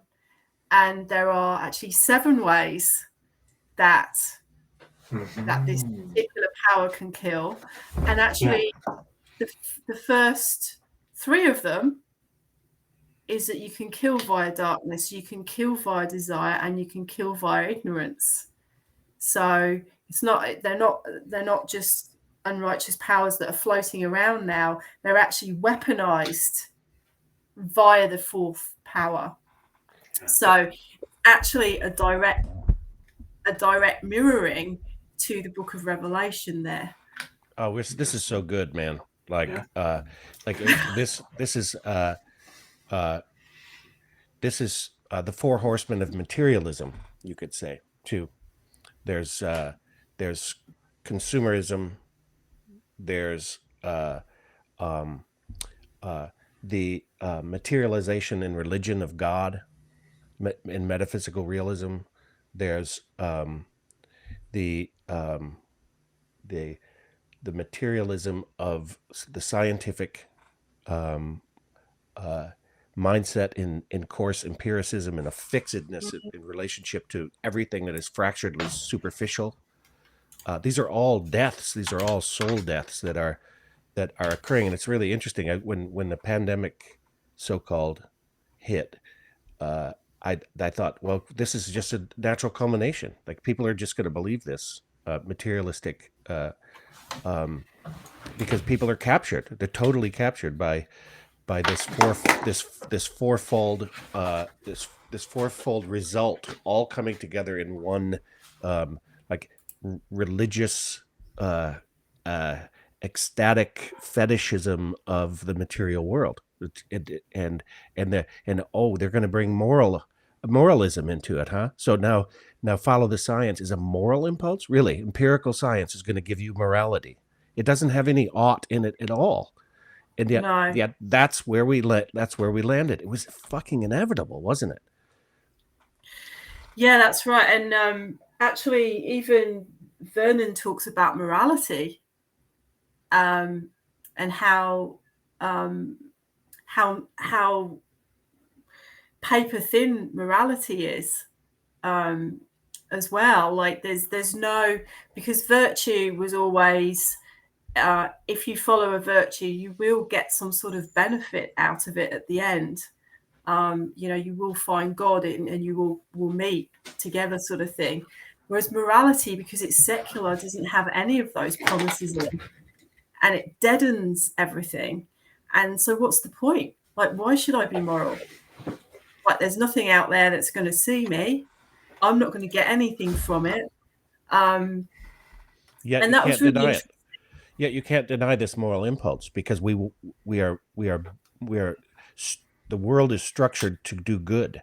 It's structured to be fruitful. It's structured to. Did you watch that Zach Stein, Ian McGilchrist conversation, Sophia? No, not yet. I did see that you mentioned it, but I haven't. Yeah. No. So they're discussing Ian McGilchrist's chapter 26 of the second volume of The Matter with Things.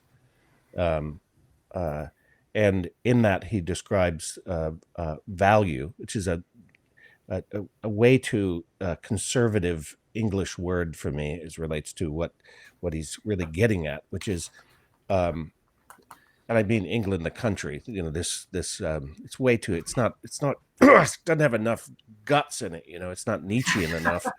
But the structure of I just insulted both of you and Jonathan too. I realize. Sorry to you, Jeff. You didn't. Oh, good. I'm glad. Yeah, the truth shall set you free from being insulted. Bloody values. Yeah. Well, Yeah, that's been the result because we've denied that. So what they're getting at through this whole conversation is that the very ground of existence is of is structured in value, and structured not in value in the materialistic sense of it, but in that in a moral impulse to go forward in goodness, say something like that. And we have a completely upside down picture of what human nature is, because just about every version of these four horsemen of materialism has a desolation effect, right? And so our morality is basically demographics. It's basically it's statistics. It's like a quantitative measurement of that which you could compute in order to make a decision. But that's just the death of what it is to be a human being, isn't it? I think I'd like to can I just come in there. I think it's really interesting what you're saying, Jeff, because one of the things that I think we've all experienced over the last few years is the complete annihilation of morality / values. At least people used to pay lip service to it 20 years ago. I'm not saying they acted necessarily on it, but at least they paid lip service. Now there's not even lip service to it. It's the morality it's become a dirty word. You could see this coming, though. I mean, in my lifetime, if you brought up morality in a certain literate circle of people, they would think you were either a creationist, fundamentalist, right-wing nut job, or that you were just a sort of an illusionist as relates to like what it is, what reality is. Like you have no connection with reality, but actually reality itself is grounded in morality. It is. And then, of course, here's this moment where this being enters and gives us goodness as a resurrection into the ground of being, back to the root, back into this beautiful painting with the inside the tree of life into its root system right there. Like Ephesians is mirroring what Mary Magdalene is saying as relates to getting back, resolving into the roots, not dissolving, but resolving. So morality, I think we need to understand as well that each of these principalities has its own morality. So I don't think that morality is necessarily a good or a bad thing. It comes from Mos Moris, which means norms or customs. And so, when Angus, you said, we lost our morality. No, we didn't at all. Like, if anything, morality became so strong. It's like, I have to do this to save the collective. We all have to do it for the team. We all have to save grandma. And to me, that voice that I was hearing in the collective was the same voice I heard last week with, you've got to do this, otherwise you're going to lose the house, and and this is for your benefit, and la la la, as I could feel myself dying. Yeah. And so you remind. Sorry, go on. No, you go. What you're reminding me of one of the statement by Steiner. Can't reference it right now, but it's a very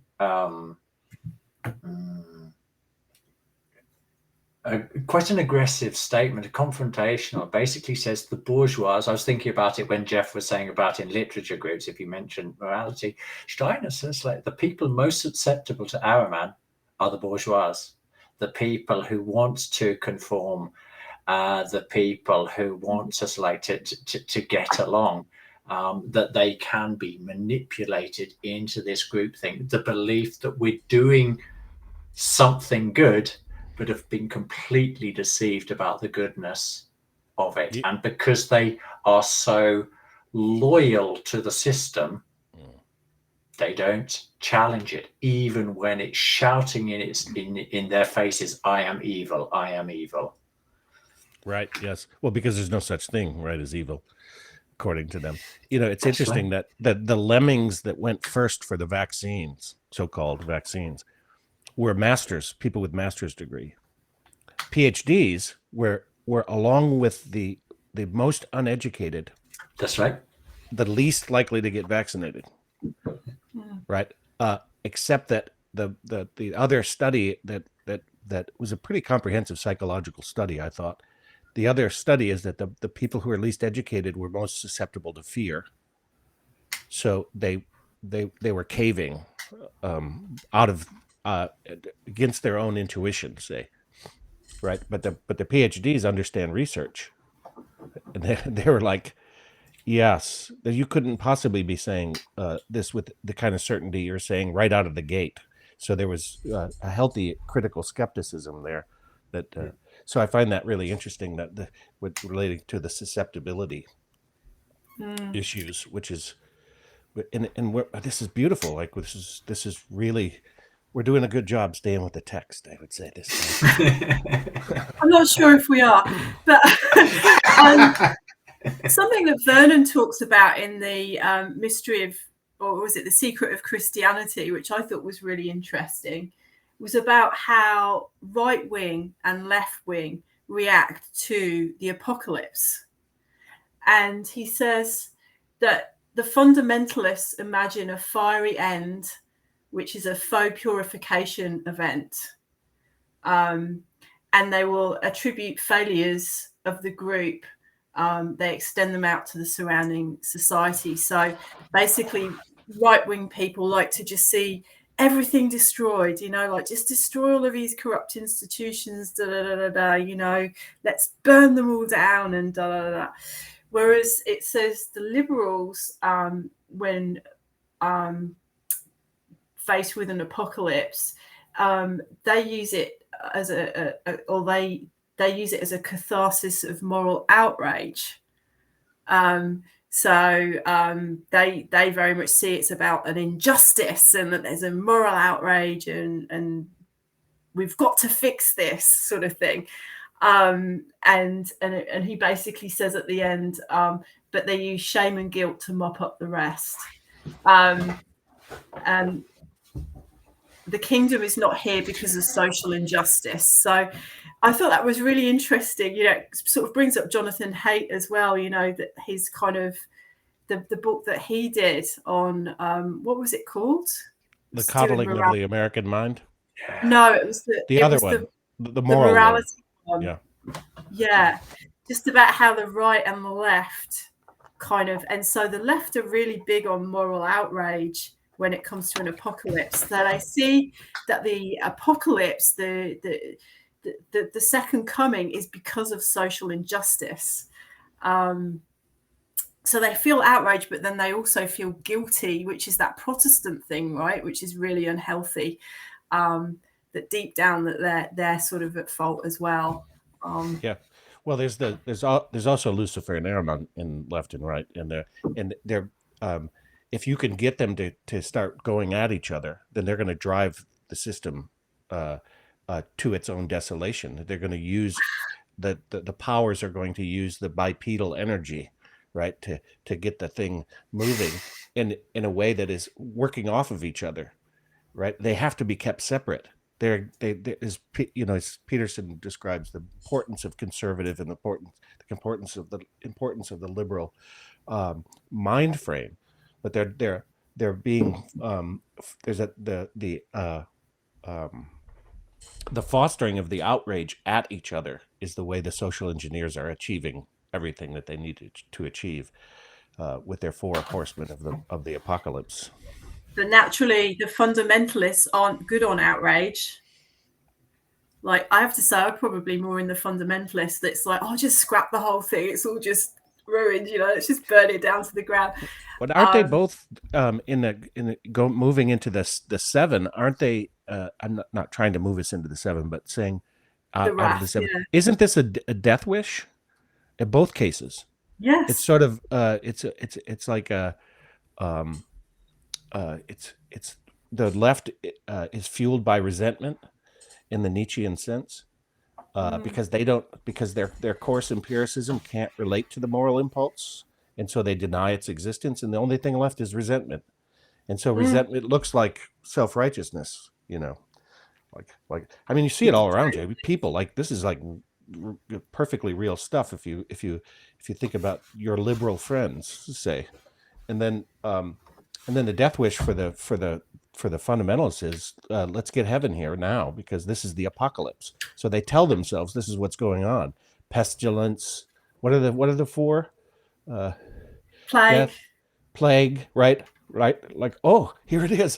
Oh, thank God. It's like a fetishization of the Can't wait. Yes. There is a pandemic. Don't say there's not. We're all going to die, and I'm going to heaven, and you're not. It is. It's and Vernon also talks about particularly when a society is in a really corrupt state. We long for this. We long for this catharsis, this purification event. It's just that depending on whether you're left or right leaning, the cause of it is different, but also how we purify is different as well. Which I thought was really, an interesting. That's interesting, isn't it? It is very interesting. Yeah. Yeah. So just going back to those four. Have we lost Jonathan, by the way? Did we know? Yeah, he's his camera is still there, but he's not here.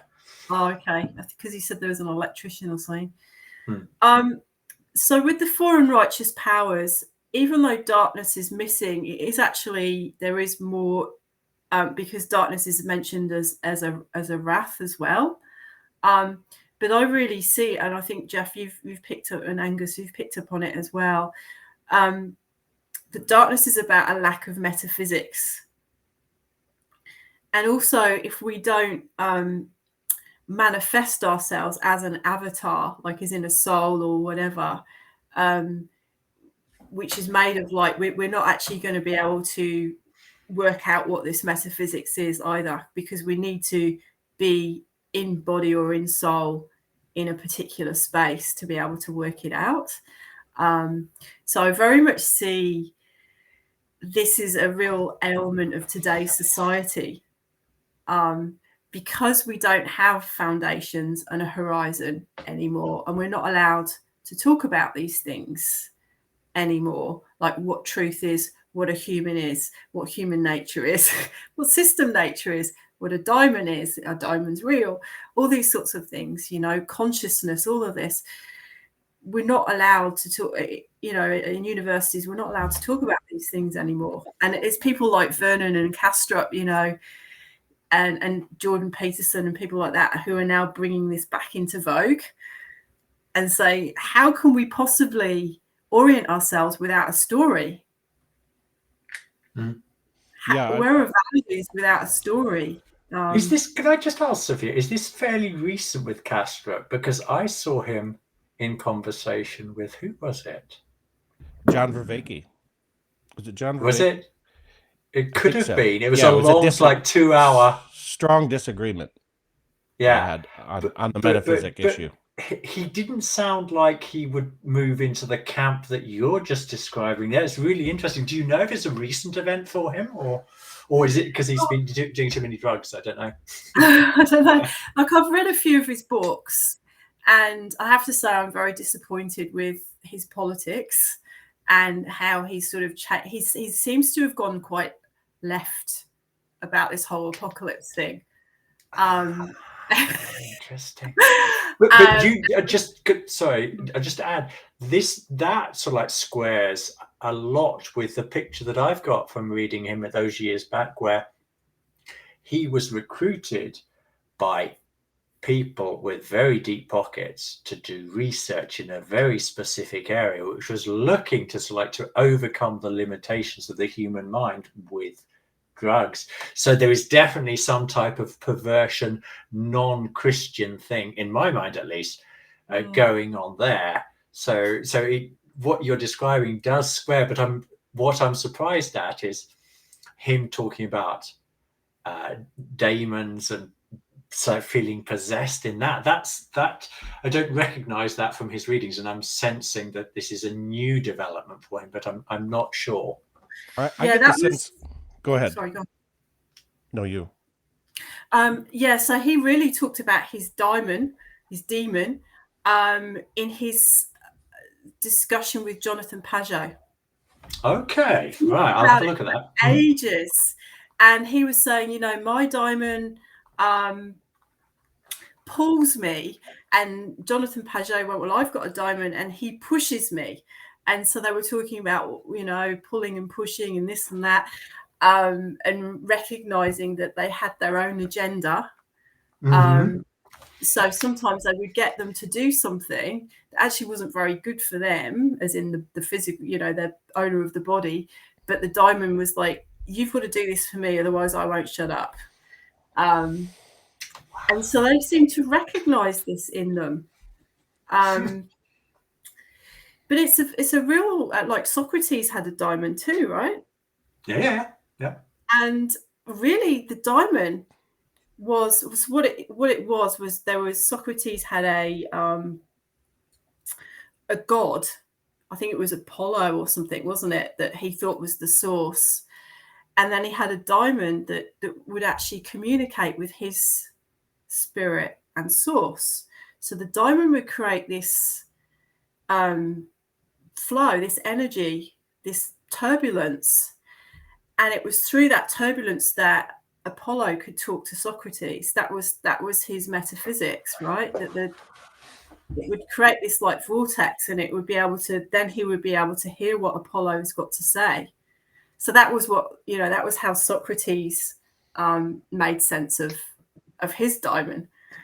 Okay, I'd just like to. Sorry. I was going to say, link that to the videos that we made X months ago about Sophia, Philosophia, Anthroposophy. So this is, I was looking at Yeshaya Ben Haron's book, just the first chapter, yesterday evening.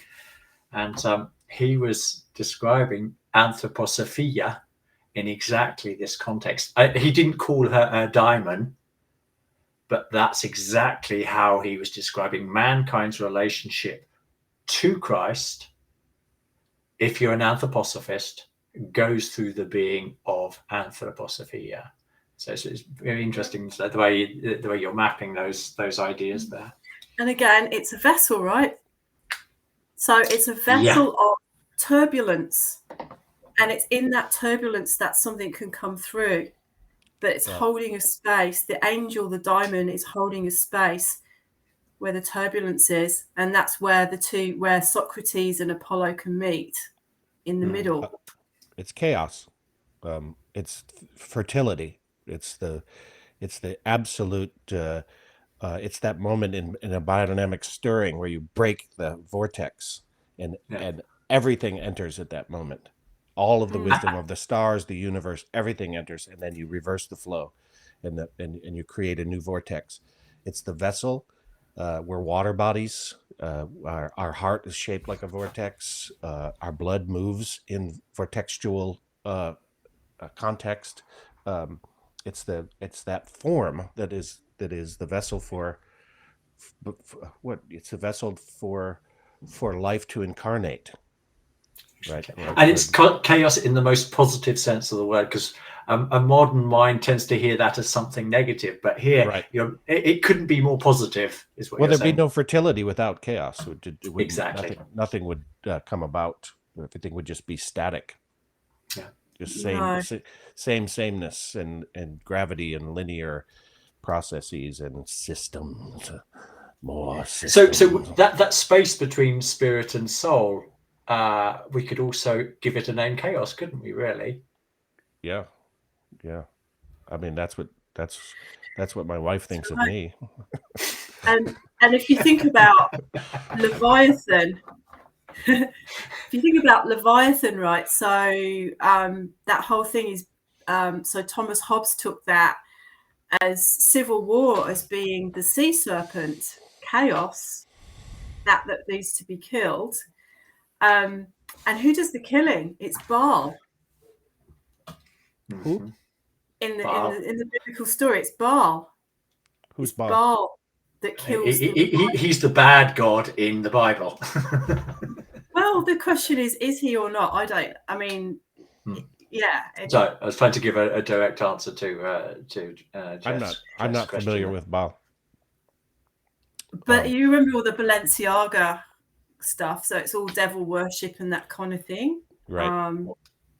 Baal was the god that the Jews were worshipping in the temple when they weren't worshipping Yahweh. I see. Wow. Yeah. But he was also a more primordial god too, right? So it could have been that they didn't find Yahweh until later on. I'm not sure. He seems to be more of a very sort of Mesopotamian, you know, that sort of really old type of god. Yeah, he's so Mesopotamia, man. Really old.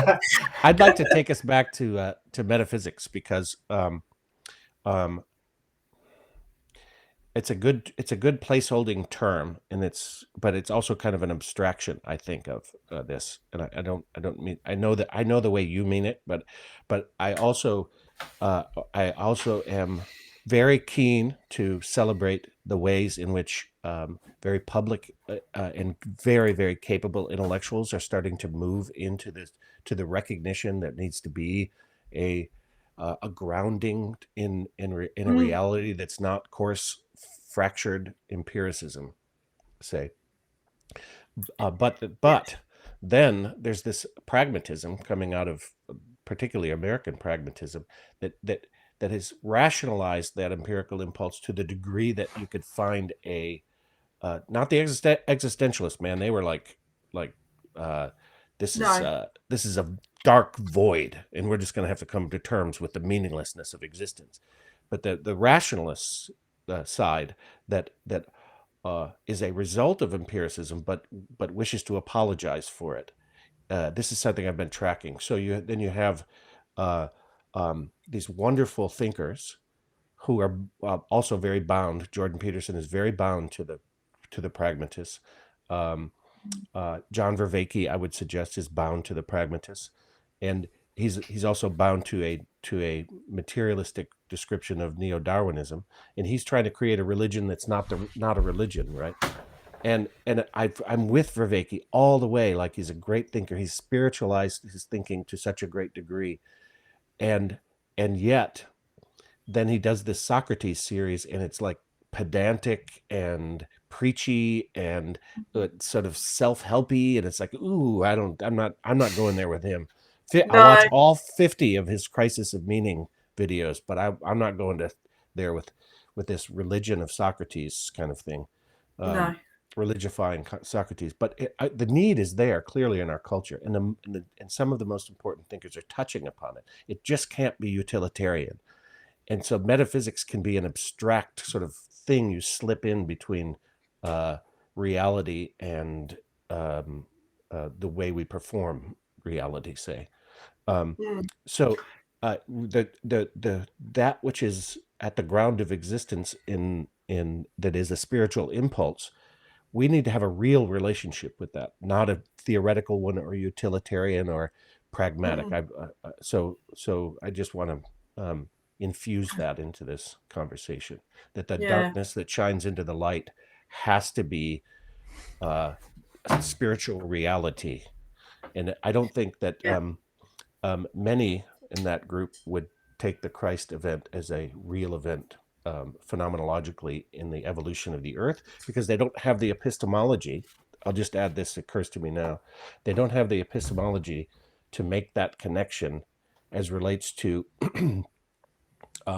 how individuals are speciating, becoming species within themselves, and then how they can arc into. There's a really great conversation Zach Stein and Vervaeke have where Zach really frames this multiple individuals who are divinely talking to each other. That's the angelic realm.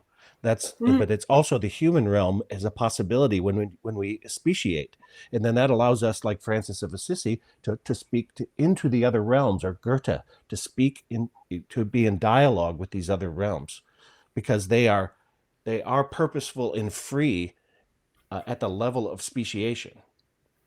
And so this is an idea I've been working on, but this is particularly salient here, I think, to use a Vervaeke word.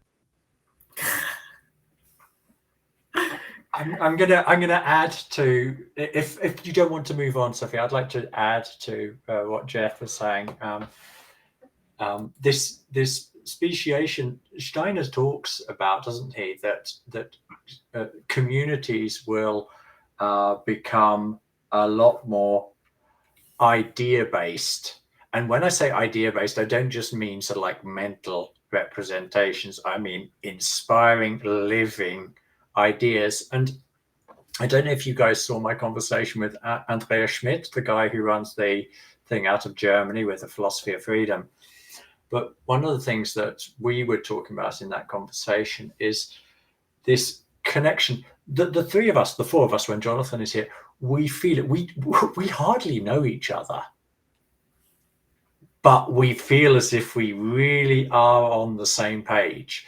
And we felt that sort of like within like a handful of minutes.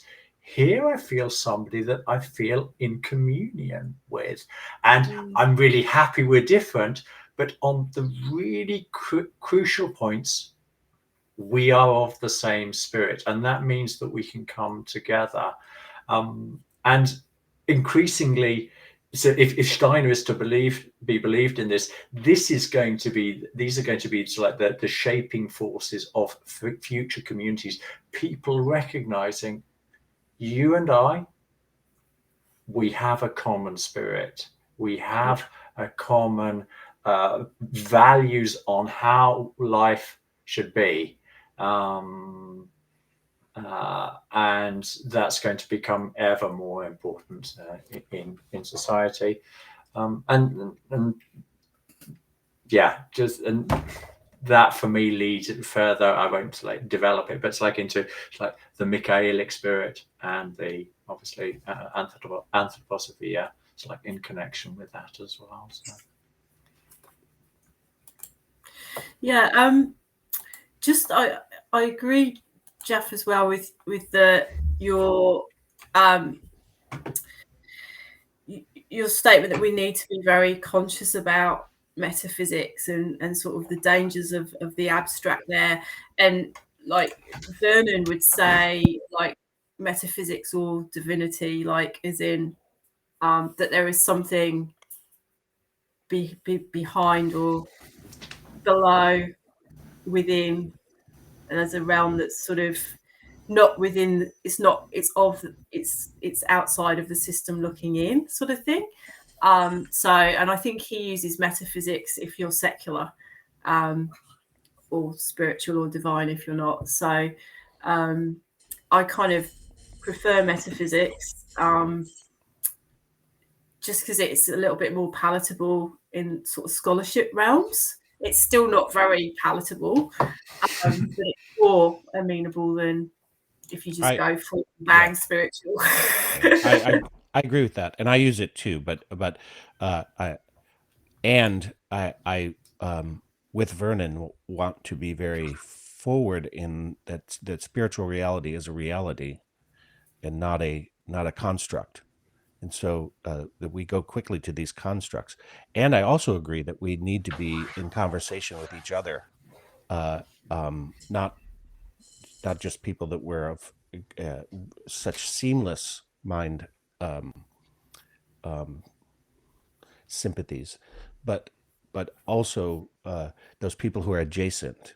And I linked a link to Ben Haran's article on putting Steiner within the context of the best of the best thinkers since Nietzsche, say, and most of them are French, and his approach to them is so careful and caring, but to show the way in which they are a reversal, in a sense, or they're a kind of a mirror image of that which is spiritual reality. And that then none of them can quite get there because their metaphysics won't allow them, right? But the good thing about them is that they have a metaphysics, right? So they're not settling for the existential void. They're going somewhere. But again, the metaphysics and the epistemology of the metaphysics is a border that they they can't quite get across, but Steiner breaks it for them. And if there's only people who will engage with Steiner at that level, they're just this close. I'm telling them. If you're out there, if anybody's watching, you super important people.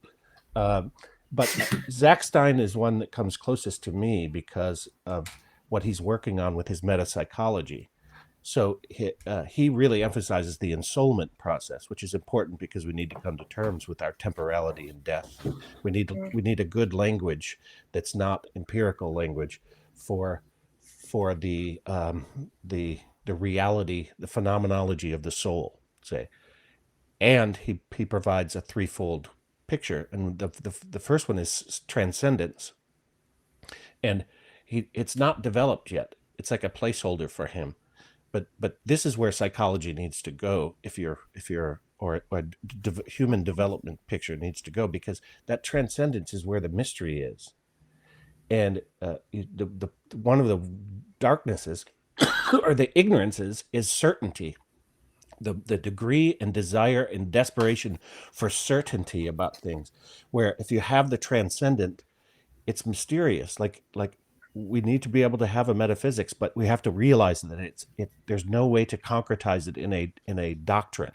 It is a living process that we have to be in a create a vessel for through questions and an understanding of what we're in awe of this mystery without fear of the mystery, right? To be that receptive feminine. That's right. Yeah, that's the mystery, isn't it? And that's what's so great about the Gospels, though, isn't it, as well, that anyone can enter them and find new things about them. There's no definite interpretation, and they actually call for you. They're full of questions, and so you can just ponder on them. And interesting point you said there, because you have the strength to ponder, and I think Jeff and I have the strength to ponder, but people who have a disbelief in what thinking actually is, they don't. And I think this is they don't trust themselves enough to sort of like say, okay, here's a book, I don't understand anything about it, but if I give myself a bit of chance and this magical thing called thinking and inspiration and all these type of things, I might, by my own powers or reading other people, I might actually arrive at something.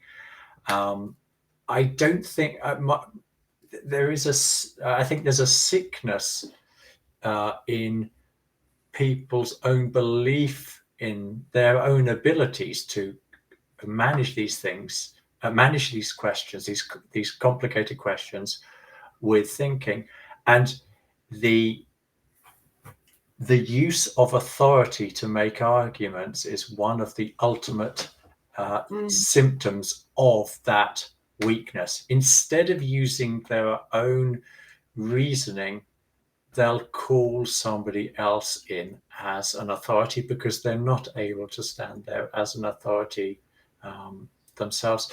And that's increasingly what we're seeing in society. This expert said this, so it must be true. Expert. And yes, yeah. and Experts. They know bugger all.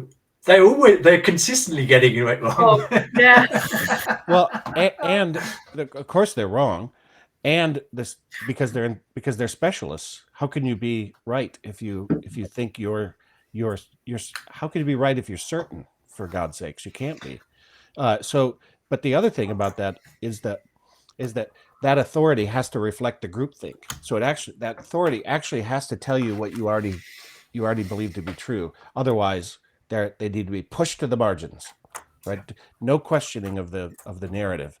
I'm going to bring in an expert to confirm and affirm my bias. Exactly right.